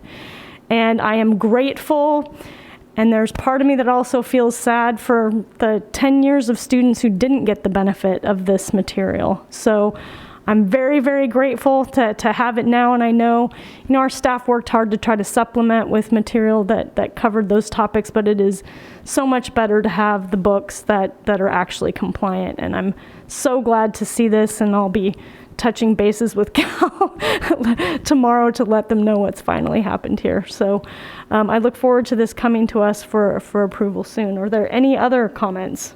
Yes, Trustee Prasad. I just wanted to put a plug for the CNI committee. A lot of hard work goes there to getting all the input and making and actually acting on them is not easy. They did a good job here. Okay. Thank you very much. Yes, anything else? Trustee Campbell. I just wanted to say thank you for the flexibility of, having to rework this agenda item and also bringing the books. I'm hearing that they're in the back, so we can peruse through them and look at them, and so we can make a better informed decision. But I do have a question about the process. You said that you went through several publishers and then based on feedback and everything, you decided on this one publisher. Can you give me some of the reasons why you decided on this particular publisher, just so I can understand more about the process? Sure. The members of the adoption team felt that the combination of how these materials covered the required content, how teachable they were, so how flexible they were for teachers, how well students were able to engage with them. One of the things that is a real benefit of piloting materials is that you get a chance to see how they really work in a classroom. It's one thing to look at books, around a conference table. It's a whole different thing to actually teach with them. And did you do all of them or just the one you picked? We piloted the two that came down to be our final two finalists, so TCI and McGraw. We piloted both of those. I see. Yeah. Okay. Did you get feedback from students as well? I'm certain that the members of the pilot team absolutely got feedback from their students. Okay. Yeah. Thank you. Okay, anything else? All right, thank you very much, and look forward to this coming back to us for a vote. All right, we are going to move on to 15.5, which is authorization of the use of Prop 51 reimbursement funds. And I just want to double check, Ms. Sandoval, are we due for a break at about 10:40? 10:35. 10:35? Okay, what I'm going to go ahead and do is have us hear the presentation, and then we'll probably break and then have public comment and board discussion. So we'll go ahead with the presentation now. Sorry. Mr. Superintendent. Thank you very much, President. Even beforehand? Oh, okay. Sorry, I was being asked if we could take public comment before we go on break. I think that I have a student, sorry. I hope we can. It depends on how many public speakers we have and how long the presentation takes. So if I would like to be able to do the same, we'll see what we have. Thank you very much, President Jones. And I want to thank the community for those who have reached out and provided input on this item already, including the opportunity to meet with the chair of the CBOC and the FAC. Upon publishing the agenda, I reached out to them to engage in further conversation around these important items. In looking at this agenda item, the district has received from the Office of Public School Construction nearly $16 million for reimbursement of prior Measure E construction projects. Within the next 6 weeks, we're slated to receive another nearly $10 million, $9.66 million, making the total reimbursement about $25.5 million. These dollars are currently above the existing Measure E dollars previously allocated. Now, we recognize that we have many competing interests for facilities now, in the past, and into the future. And our needs are going to generally always exceed any level of funding that we have. So this item comes before the board. It is not required that the board take action on this tonight. It's presented for board discussion. And the board can only meet and discuss these items, as the board knows, but as a reminder for the public, the board can only meet and discuss these items in a public meeting. And thus, it's only in that setting can the board provide direction and feedback to staff. This is why the agenda comes forward tonight, to have that opportunity for discussion, for the board to provide direction. And these items are in response to things that staff and or the board has heard from either staff within the district or community. They include general topics of roofing, repairing, replacing aspects of TAC stadiums, field turf and track, the parking lot at Hirsch, an enhancement to a baseball screen and field to make sure that we're addressing a concern that's been raised, shade shelters, and cricket field, which has been another point where we've received feedback. I do want to call out that we have funded Measure E projects. We also have projects that the board has previously approved that fall below the line for funding in prior years. The board has reviewed those. We also recognize that the contingency funds for Measure E are projects that are, that contingency level is under close scrutiny, rightfully so, to make sure that we're able to maintain our commitments. And although this is provided to us under Prop 51, as the board has called out for us in prior times this year, these funds would need to come forward to the board for designation. And ultimately, as I said earlier, this is an opportunity for board discussion, direction for staff. Staff is looking forward to accepting the board direction on the allocation of these resources, or for that matter, the allocation of staff time and resources. To review the projects briefly, one of them is a scope for TAC Stadium to replace the field turf and the track and some of the asphalt replacement costs. Roughly, that's an 8 to 10 year lifespan for that kind of field turf. I think we're somewhere around year 15. The roofing costs that are outlined within the agenda item, I want to call out that these are estimates from prior years. The last time we got a comprehensive summary of those was around 2018.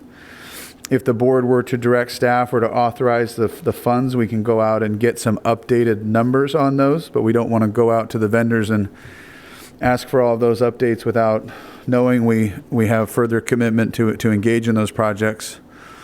The parking lot at Hirsch is estimated at around $624,000. The new backstop at Irvington High School estimated around $300,000. The community interest in a cricket field is estimated around $100,000. Part of the aspect of that project is looking at it at Hopkins while that site is currently under construction. And we've also heard concerns from the community regarding the need for additional shade shelters. So the estimates provided bring the list to around $20.8 million. And we're open for board discussion, direction, and happy to answer questions this evening. Okay, and Ms. Sandoval, how many speakers do we have? I am at 12 speakers at this time. Okay, and 12 speakers would be 2 minutes apiece. That's 22 minutes. That puts us, I think, well over where we need to break. Do we know how many students we have? I don't know that we can identify students. Yeah, there's no way online, but I do have one here presently. Okay. Are we okay taking one student speaker before break and leaving potentially other student speakers who are remote to come back? Is that? I think our number one priority is the students. If we don't know their students, there's nothing we can do, Okay. but for the ones we do know. Sure. Okay, so let's take the student speaker who is present before we break. Maybe we can ask parents to lower their hands so that we only have students on Zoom. Is that something? Would it be okay? I'm speaking now to our folks who are tuned in online who have raised their hands. Since we know about how many of you there are, if anybody who is not a student could lower their hands temporarily, we'll have you raise them again afterwards so that we can see how many students we have who wish to speak. So if you are not a student, please lower your hand. We'll let you raise them again. Okay, I still see some folks who I know are not students with their hands still up. Okay, we're gonna go ahead and take the student speaker who's present right now. Please, if you are not a student, please lower your virtual hand. We will let you raise it again. Okay, so please call the student who is here. Diane, come on up, please.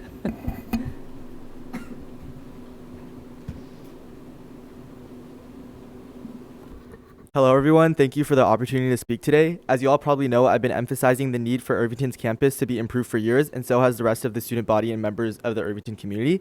Of course, construction needs heavily outweigh the amount of money public schools receive, and Irvington has been left behind in the shortfall of funds.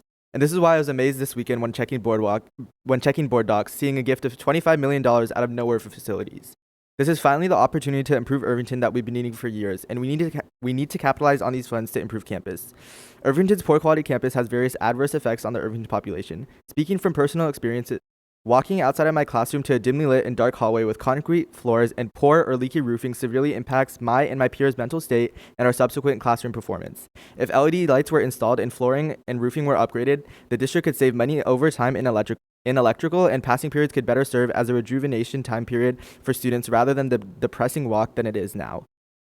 As identified in the current recommendation, the lack of covered eating spaces prevents students from enjoying their lunch period, and many students end up sitting on the floor in the courtyard. So I hope Irvington is a top priority for these shelters. Additionally, the scarcity of turf fields or rubber tracks apart from Tack Stadium inhibits students' athletic ability to succeed due to practicing on poor fields.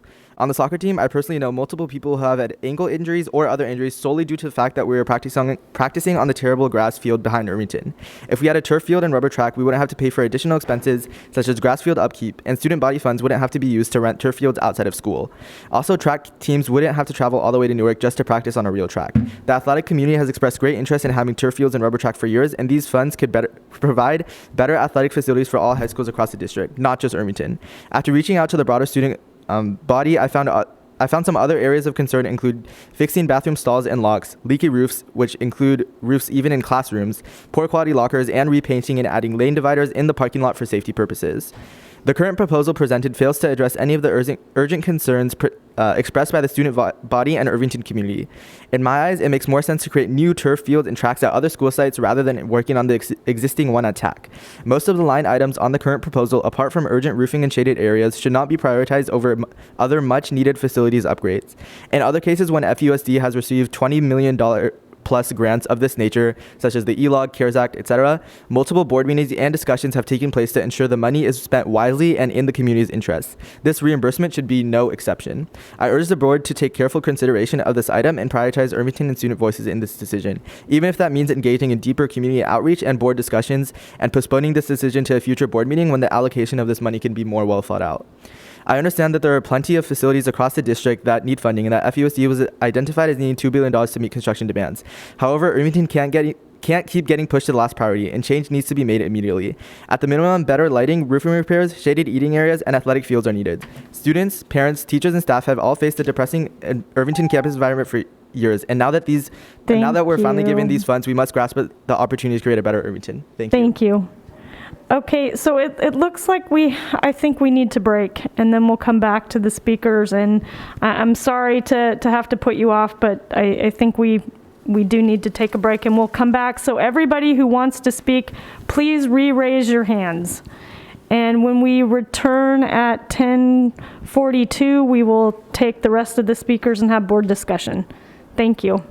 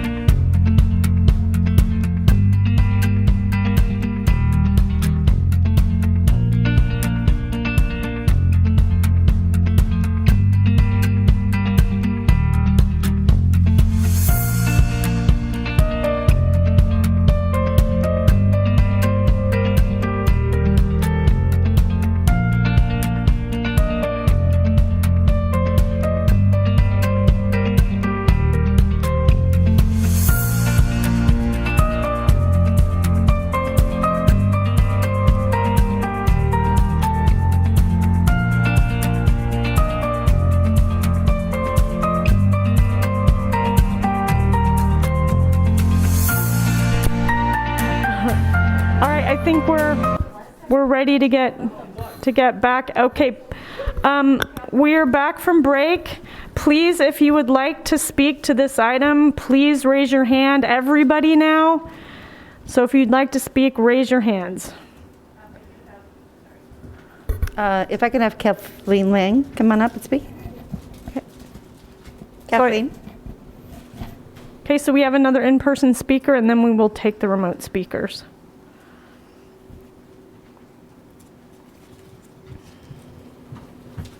Hi, thank you. My name is Kathy Lang Newman, and I am the co-chair, the vice chair of the CBOC for Measure B. And I know you all know that we can only, Proposition 51 funds have gone into that fund, and we can only spend funds based on the requirements of Measure B. And they are relatively specific, except for kind of a vague last one, which talks about repair, construct, and require equipment. But we do have to only spend the funds on the things that are allowed under that particular measure. And when I look at the list that is under deferred maintenance projects, there's a couple that to me look a little bit iffy. Probably the most iffy one, I think, for an expenditure under Measure B is the cricket field.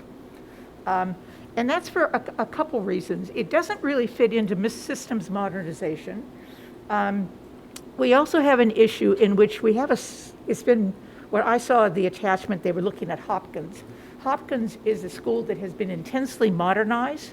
The structure looks really great, but look at our elementary schools that have been barely touched structure-wise. Our elementary schools, we've done a lot of internal stuff to and are continuing to, but we have a lot of old elementary schools that if you take tours of, and I urge you all to do that, you'll see that by comparison with the middle schools, they really do not look like they have received a fair share of what's been done in Measure B. I think, I'm not arguing that a cricket field would be bad, but I'm not sure that it should be spent under this budget. There might be other ways. If a particular parent group wants to put it, maybe that's a good fundraiser for it. But I think that because I know we are looking at trying to float another bond measure down the Thank road, you. it's a problem. Thank you. Because it'll be scrutinized. Thank you. Thank you. Shreya Natu.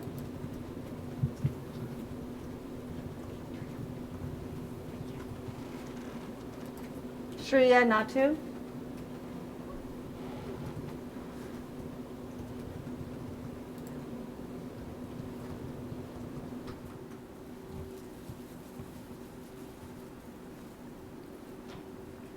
Sanjay Nair.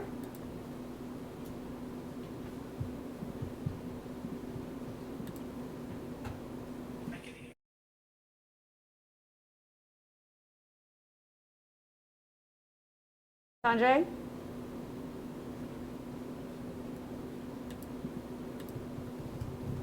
Anand Narayan? Hello? Yes, go ahead. Hi, my name is Aditya Narayanan, and I'm currently an 8th grader. And I have been playing cricket for the past 5 years now, and I would like to inform the school board that neighboring schools in Dublin, Pleasanton, San Ramon, and Milpitas not only have grounds for cricket, but also promote it as another sport in school. They're adding more cricket grounds in their schools and running tournaments as well.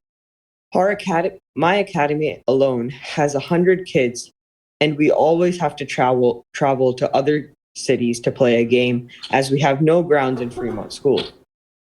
U.S. Cricket is promoting and developing large stadiums for the sport, but our city with 5 U.S. cricket players, who are all under 19, don't have cricket facilities to practice and play. So my request to the Fremont board is to have new grounds that we can play at, as cricket is a great mental stress buster and team sport. I've made a lot of close friends in this sport, and I think you can help by making it a community sport and building grounds in Fremont schools. Thank you. Thank you. Arvind Saxena.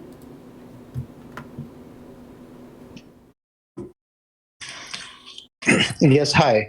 This is Arvind Saxena. I'm a parent and a volunteer and a cricket enthusiast, a resident of Fremont. My son plays cricket. He's in the middle school. We we just don't have any grounds in Fremont, and the way the game of cricket has been, it's been gaining popularity. Um, our kids have to travel to Pleasanton and Dublin and Livermore to actually play just a game of cricket. Uh, those cities have been investing a lot into building new pitches for cricket, new grounds. So I just wanted to request the Fremont board to provide us more grounds and pitches right here in Fremont schools. So our kids who live in Fremont, Newark, and Union City can play right here in Fremont. Thank you so much. Thank you. Elizabeth Smolin?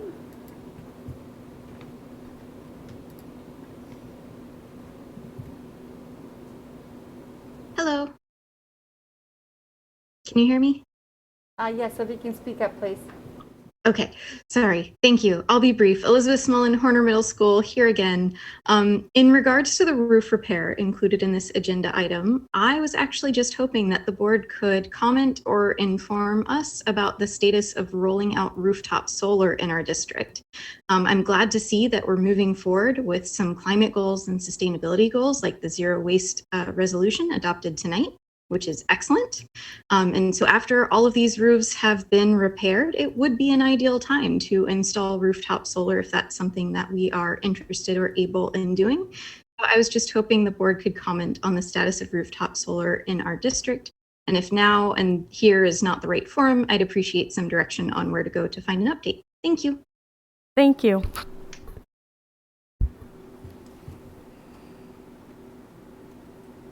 Bashir Saxena? Hi, can you hear me? Yes, go ahead. Hi, my name is Ashir Saxena, and I'm 13 years old. I go to Centerville Junior High, and I play for ASCE. Cricket is my passion, and has done wonders for me. I've made friends and gained experiences. So to see that my parents have to drive me 30 to 45 minutes to play a game of cricket, well, first of all, they don't want to do that, and it's a struggle for us too. There's many other kids who also live in Fremont and play cricket that want to pursue cricket, and it's also their passion. So if they have to also drive that far just to play a game of cricket, it becomes really inconvenient. So I just request that we can make a few grounds in Fremont so we can play more cricket, because every week I'm looking forward for a game of cricket, but it doesn't happen because we have to drive there, and then, it gets hard. Thank you. Thank you. Sanjay Nair?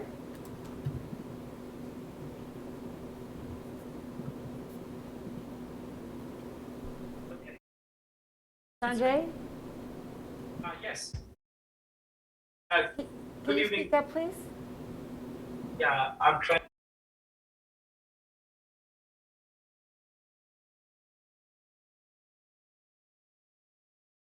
Sanjay?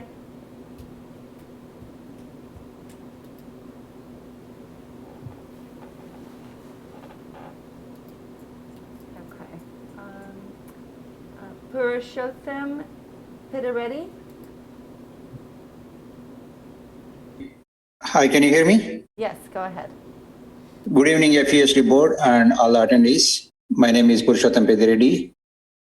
I'm a parent of 2 young children who go to Fremont schools, especially the elementary school here in Fremont. Both of my children's life after school is just cricket. They love cricket, so they watch cricket, they play cricket. So it's all, cricket is their life. And cricket is currently a global sport and gaining much more popularity in the USA. So what I am noticing here in Fremont especially is basically like there is lack of grounds and lack of facilities for the kids to play. This is somewhat disheartening to myself and my kids. And if you go around the other cities like Pleasanton, Dublin, and San Roman, So they have added infrastructure to support cricket, as well as they're adding cricket into their sports curriculum so that they can have inter-school competitions. And having this in the inter-school competitions not only helps kids play the game, but bring the top talent, and kids pursue their dream of playing for USA cricket. As a Fremont resident and as a parent of 2 young children, I am seeking help from the community and FUSD board to help Fremont children pursue their dream of playing cricket and play for the USA team. Having said that, I am happy and glad to see this adding cricket fields in Fremont schools as an agenda item today. And I'm very happy for that. And I'm hopeful that Fremont board, FUSD board pursues that. Thank you. Thank you. Vanita Verma? Patty. Once again, good evening once again, trustees. Before I begin, I must tell the public that I am also CBSE chair, but here I'm talking not only as CBSE chair, but also as a longtime resident of Fremont. The situation that I hear from everybody is like, we have one single piece of pie and we have to share it with everyone. Everybody is going to get just crumbs. That is what it is, to be very frank. Prop 51 money, however, belongs to Measure E. Measure E bond already has priority list and open projects. I urge the board to not use this money for maintenance of facilities. Roofing is our priority, and non-priority items should be not prioritized. As I said, there is only limited budget. We have limited funds, and we already have a rising cost on our current project. Our current project cost is expected to rise by 25%. So this Prop 51 money is our backup money to finish the open project. Adding any more projects will mean that some of these projects will get jeopardized. Roofing that leaks or structure that have dry rot are our priority, or should be our priority. But fields are not, even though some of the fields might be under construction. I would not support it. I'm glad that staff is listening to the community and prioritizing cricket field as a result. But the rule of thumb is, if you don't have money, you do not buy mansion. Once again, if you do not have money, you do not buy mansion. Thank you. I still have. Thank you. All right, Gephardt.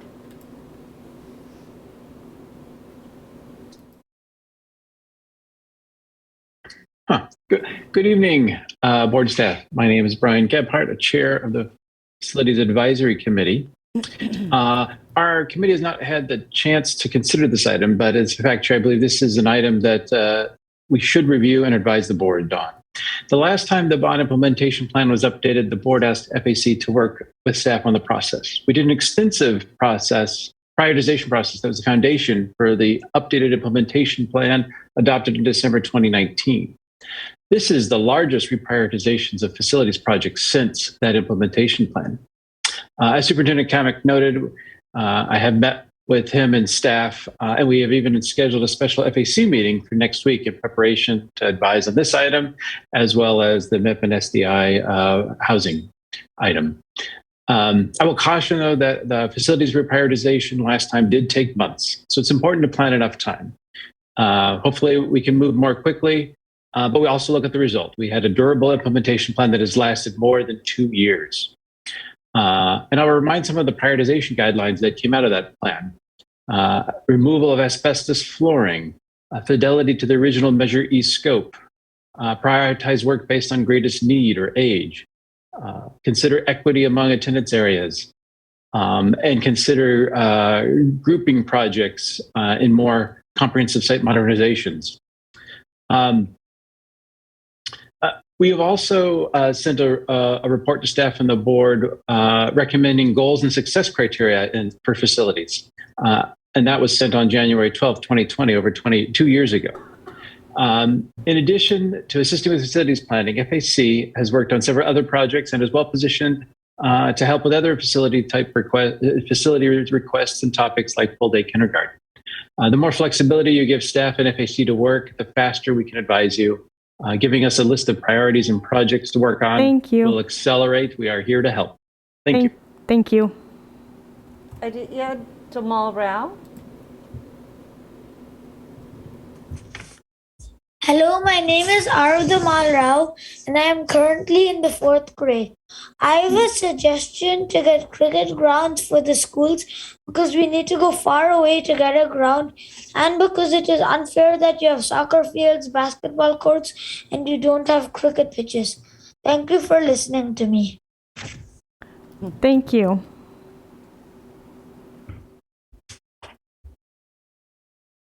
Ramya Narayan. Hi, can you hear me? Yes, go ahead. Good evening, trustees and Superintendent Kamak. This is, thank you so much. I know it's late, but my one request before I start to speak is to have an opportunity for the kids to speak about agenda items maybe during open communications. Many of these kids are very young and some of them had to fall asleep because it's almost 11 p.m. But I just wanted to, this is just a request. But moving from that is I wanted to speak about how Fremont is a very diverse community. And I wanted to know what the plans are for adding more sports programs in our schools and facilities.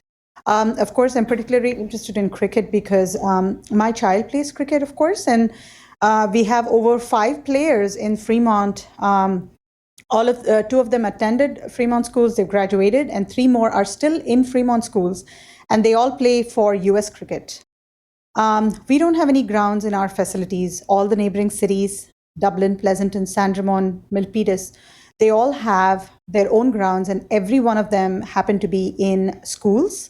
They're able to promote cricket as a sport and have tournaments and inter-school, inter-district tournaments too. And they are promoting more with adding 3 more fields and pitches. Fortunately, cricket pitches can coexist with other fields and other sports in any of the grounds. What we need is very little in terms of infrastructure. What we do need is a pitch that can coexist. And we have so many fields in our city, so many grounds, so many schools. Can we look into adding some grounds and pitches for the sport? Just the academy that my son participates has over 100 kids. And if I look at Fremont and all the academies here, we're probably at around 300 to 350 kids playing the sport. And we don't have a ground. We have to beg other academies to provide us. Thank you. So can we please look into adding? Thank you. Okay. Yashadidi Deki.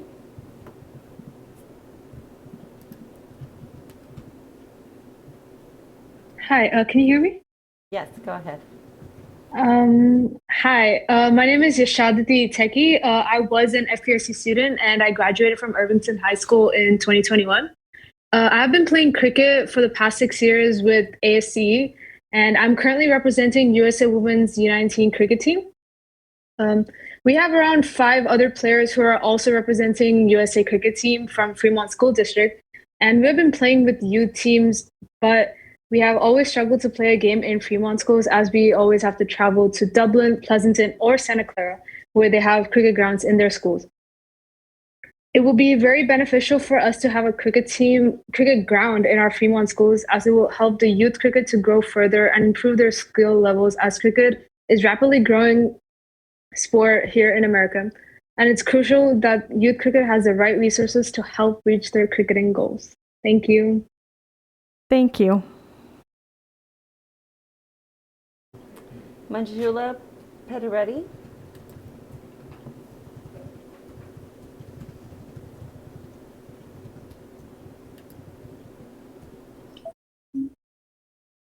Manjula? Hi, can you hear me? Yes, go ahead. Yeah. Good evening, FUSD board and trustees. I'm Manjula Pedireddy, and I'm here to talk about cricket sport, which is getting popularity in US. I'm resident of Fremont, and I have two young kids who go to Fremont School, and both of them are very passionate about playing cricket and want to pursue further. The problem we are facing is availability of the grounds in Fremont for kids to practice and play great games. I request FUSD to look into promoting this sport and look into providing infrastructure and add this sport to the school sports curriculum and help bringing this sport to mainline in US. Thank you for your consideration. Thank you. Lakshminarayan Vasudevan.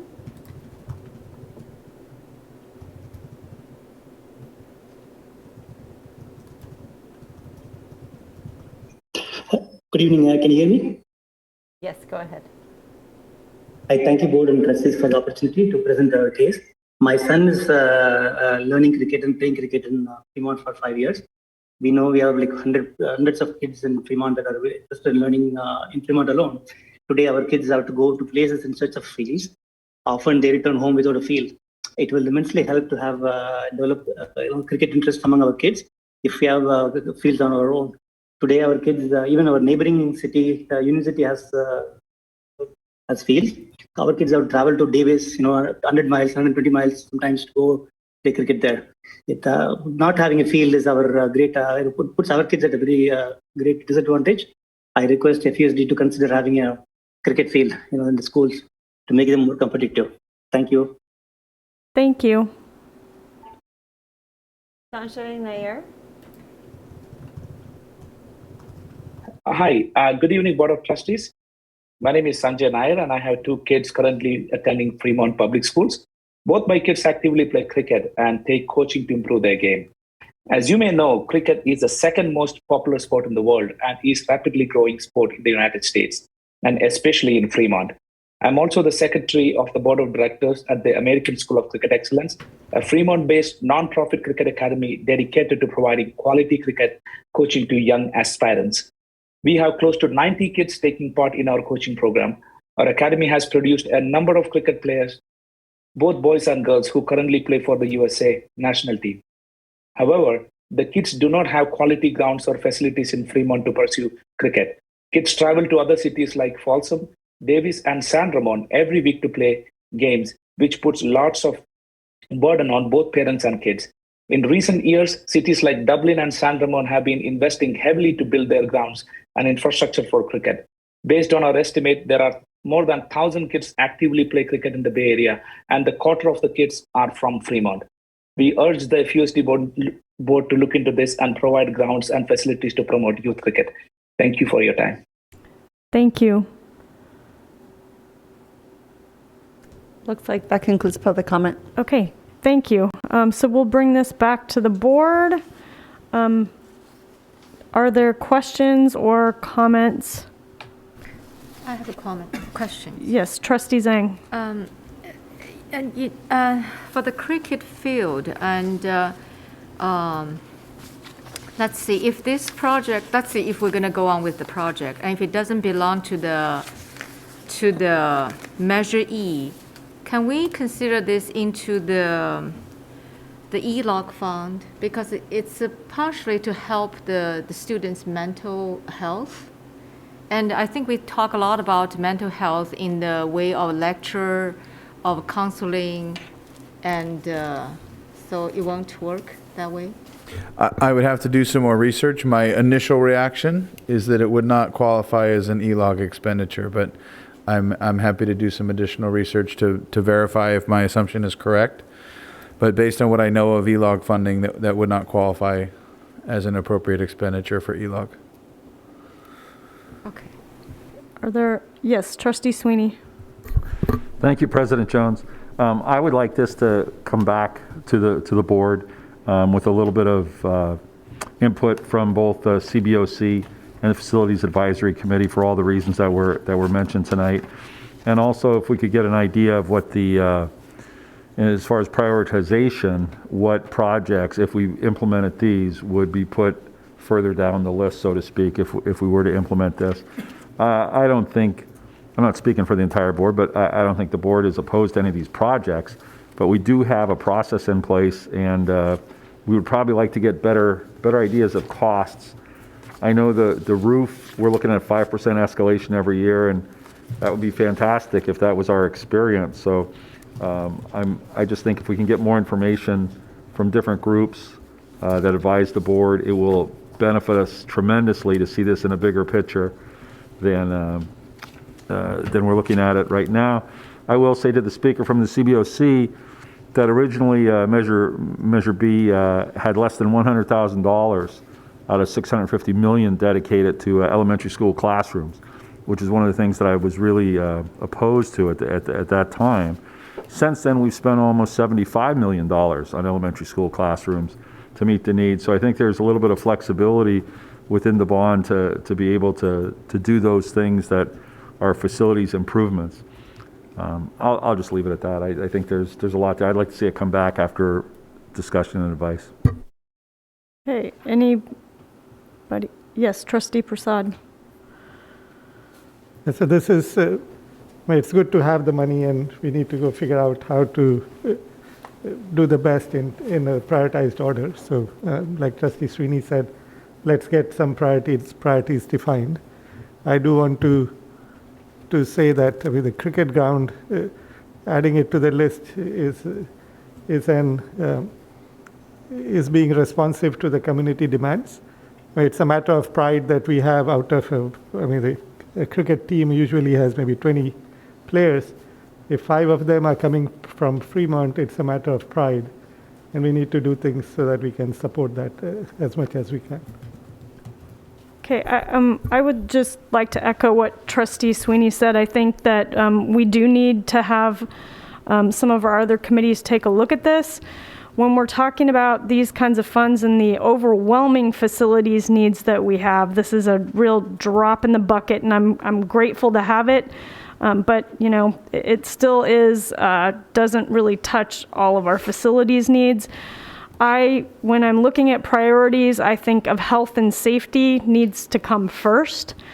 And what comes to mind for me is roofing is essential.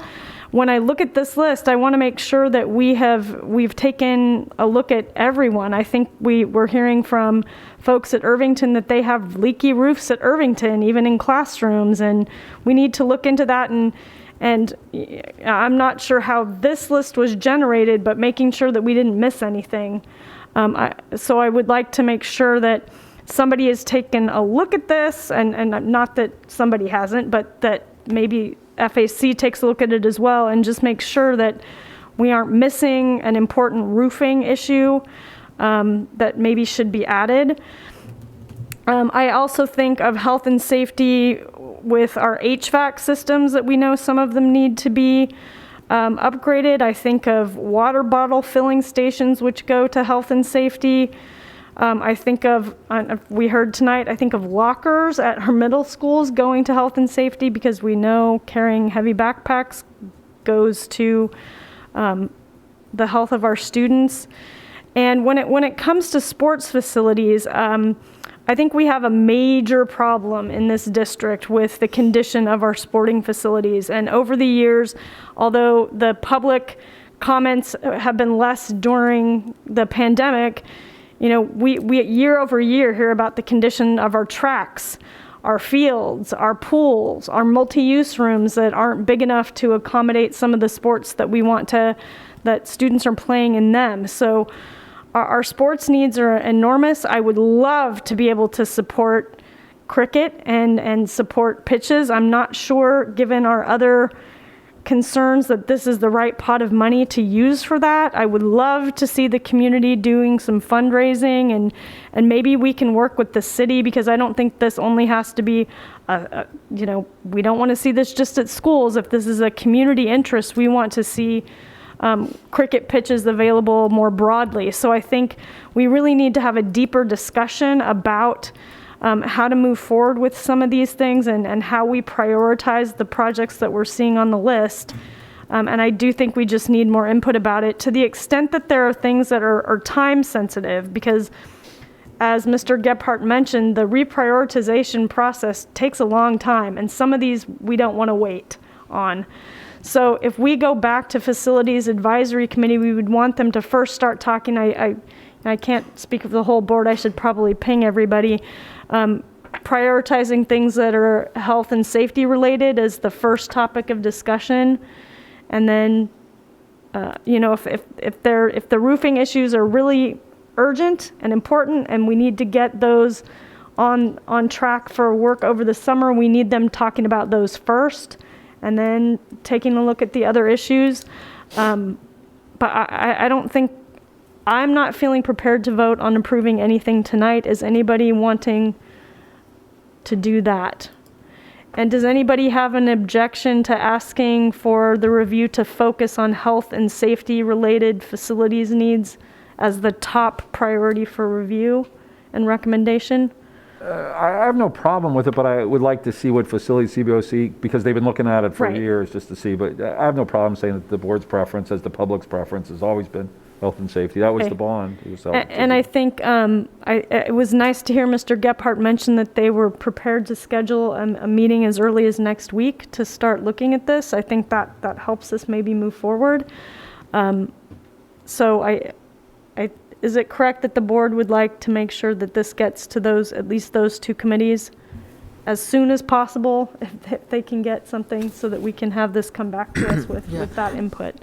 I just have one question about the cricket field. Yes. Did we use, we used some of the bond money for the pools, right?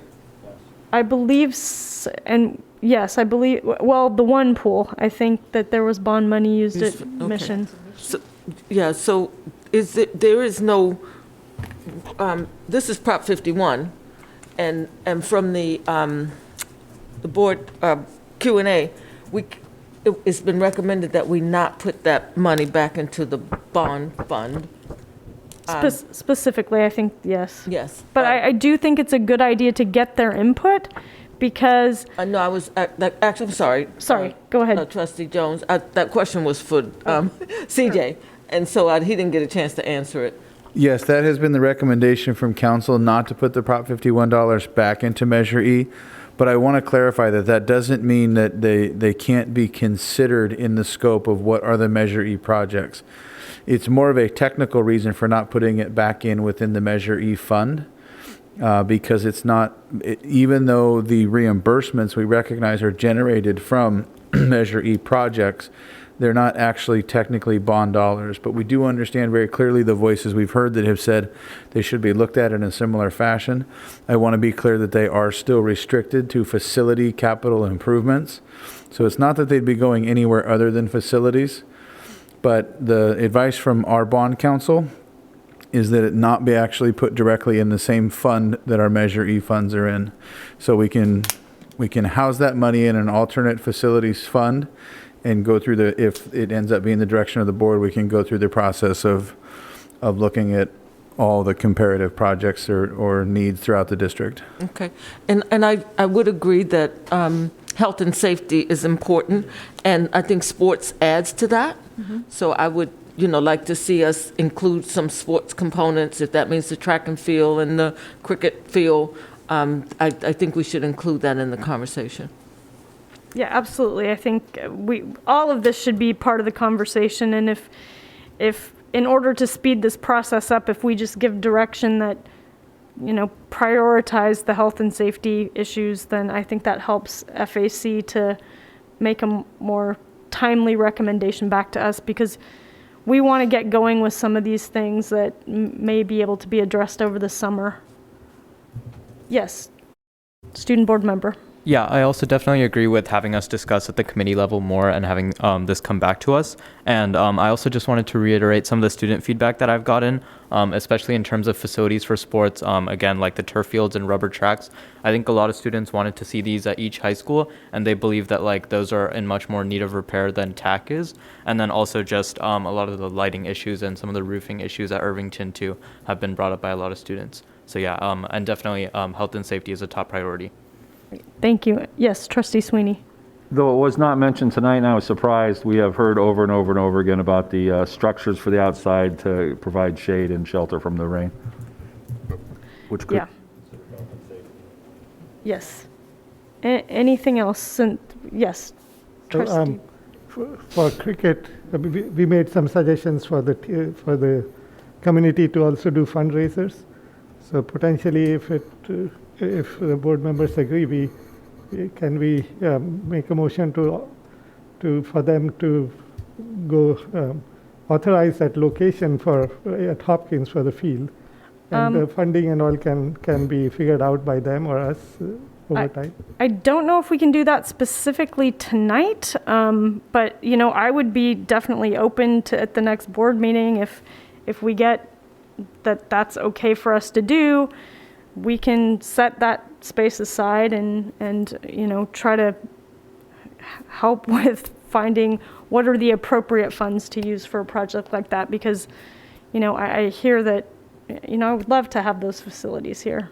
Right, with summer coming, so that's when practices go up. So potentially, we can talk during calendaring to bring Sure. this back as an agenda item.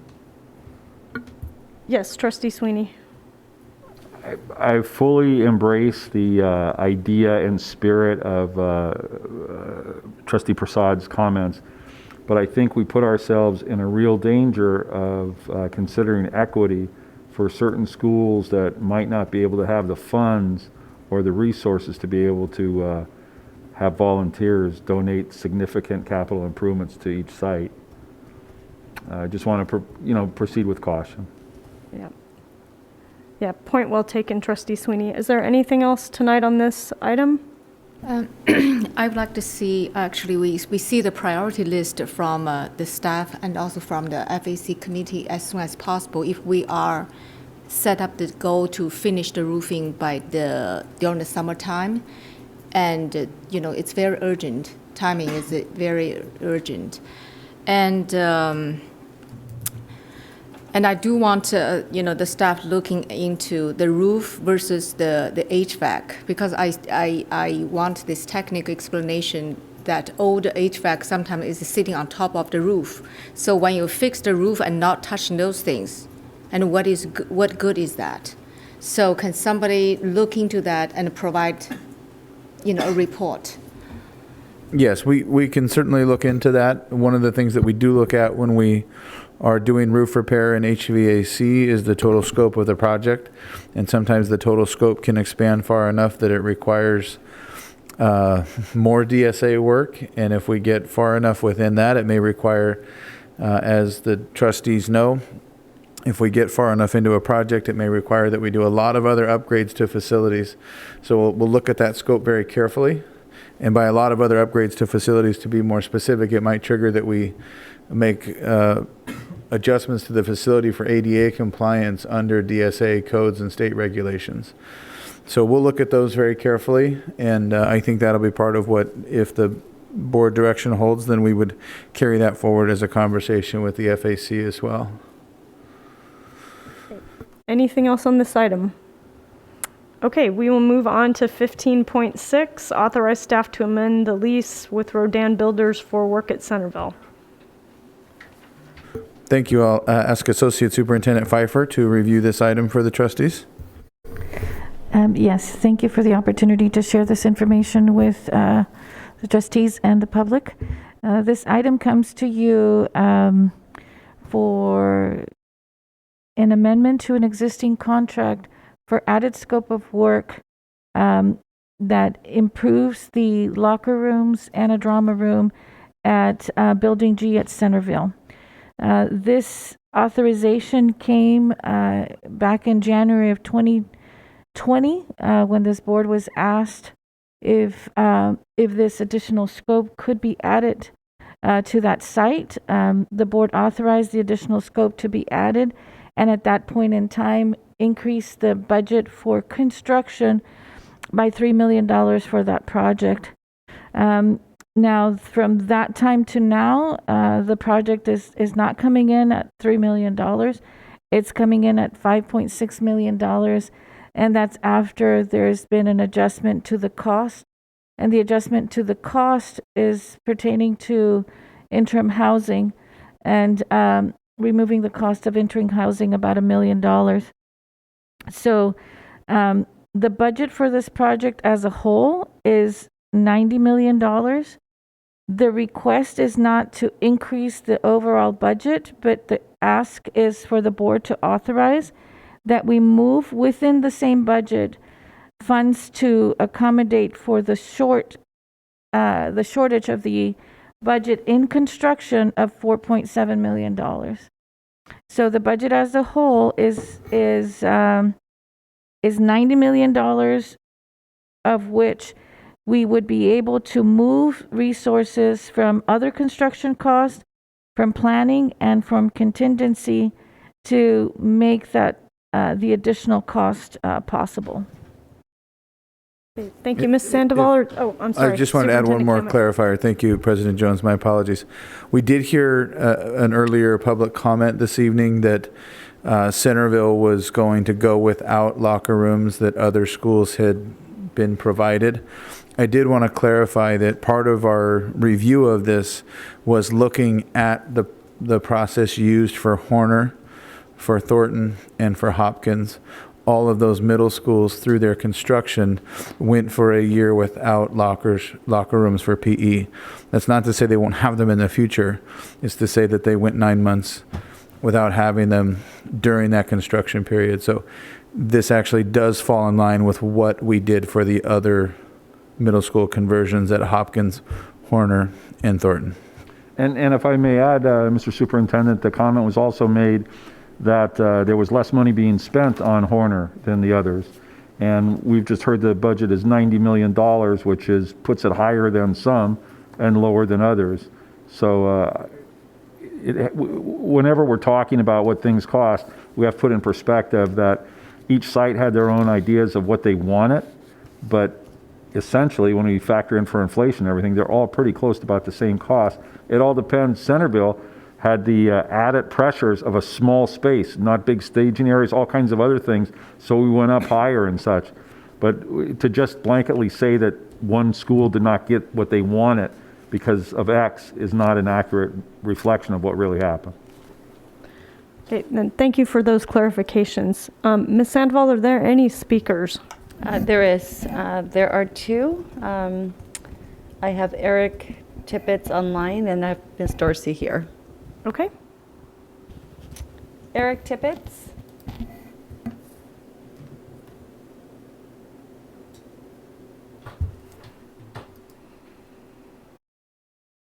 Eric?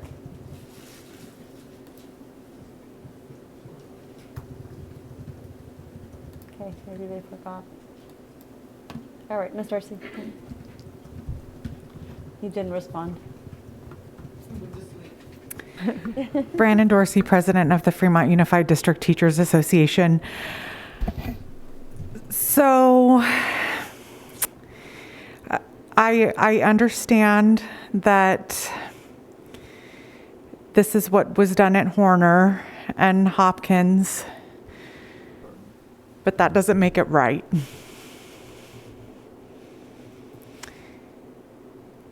And the teachers at those schools, to my knowledge, didn't contact union leadership. And that's why I'm here. Because the teachers at Centerville contacted me. And my job is to advocate not just for our educators, but what is right for students. And I'm going to tell you that not dressing out for PE is not a real PE experience. You cannot do the same movements. You cannot do the same activities to the full extent that they were meant to be done.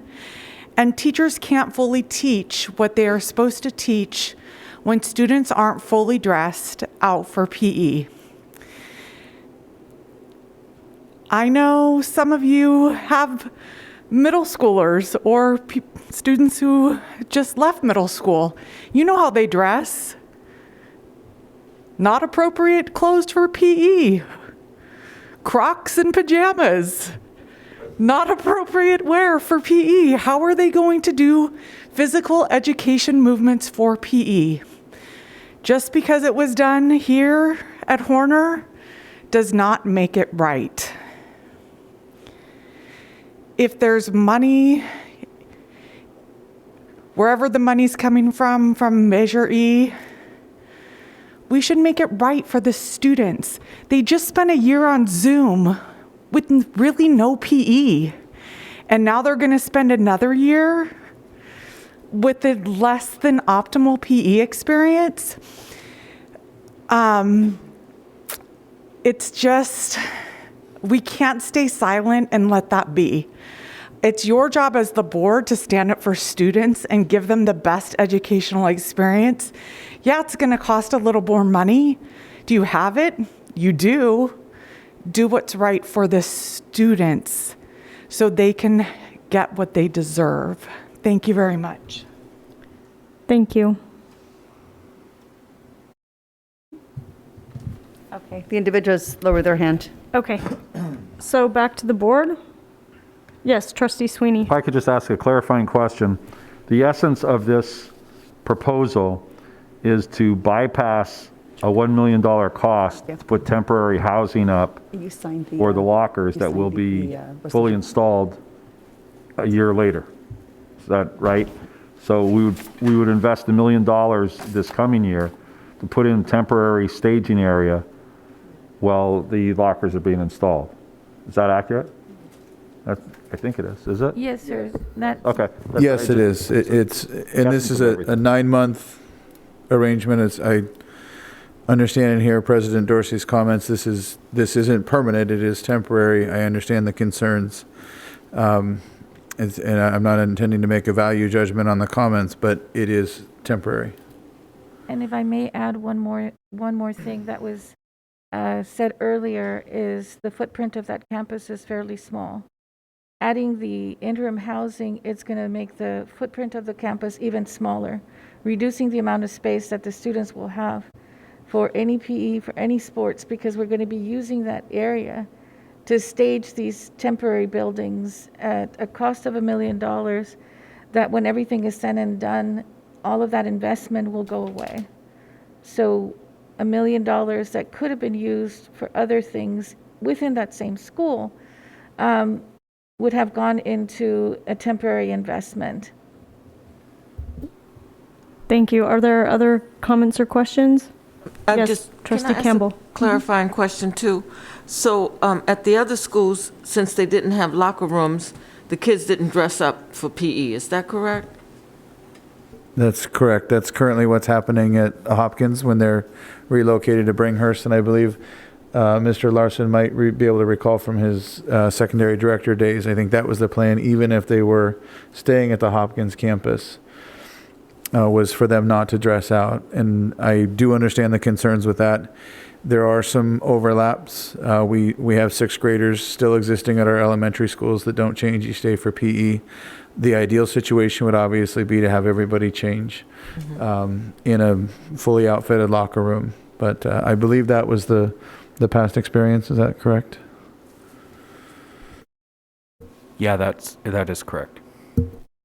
Can I offer some additional clarification? So in the option that we're talking about, the 9 months would not begin until the last 2 weeks of school. So they still have access and opportunity for the remainder of the school year, minus the 2 weeks of the last 2 weeks of school. And they will not have access through September and mid-October. But we are planning on having completion of those locker rooms based on shipment and accessibility of supplies prior to the rainy season. So they're not going to be without facilities for an entire school year or even for a semester. So I think that needs to be shared and clarified, because the decision was based on having the ability of shifting the schedule as well as accommodating access to the supplies that we need for this project. So I just wanted you all to know that, and it's not this, oh my God, we're going to be gone for a whole year. So it's actually less time than what we're experiencing right now. Correct. Okay, thank you for that clarification. Trustee Sweeney? Thank you, President Jones. So in essence, we're asking the school, and I appreciate the President Dorsey's advocacy for her teachers. we're asking the school to go without a staging area of lockers for 2, possibly 3 months in exchange for having $1 million left in their budget to allocate as the site Cs. So, thank you. Thank you. Are there any other comments or questions? Trustee Zhang? So the initial budget for the locker room is $3 million. I mean, I just now that we need to approve 5.6 million. So is that way I would like staff to look carefully to see if there is any other ways we can reduce this number. Have we looked at every corner? Because the budget has gone up so much. Have we looked at every corner to see whether there is any? So to answer your question, when we receive bids from our contractors, they actually get reviewed 3 times by 3 separate entities for validity and pricing and comparativeness. And so the numbers that you see are real numbers, real-time market numbers of what we're experiencing in the industry right now. And so by the time it comes to you guys, it's been looked at by those 3 entities, by my team, and then of course Associate Superintendent and Superintendent Kamek.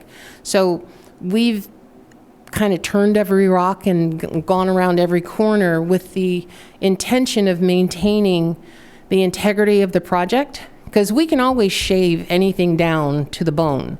But really when we look at these school projects and what is necessary for us to deliver the product and the product that will serve the students, what you see is the best value for what it is that we're getting at this time.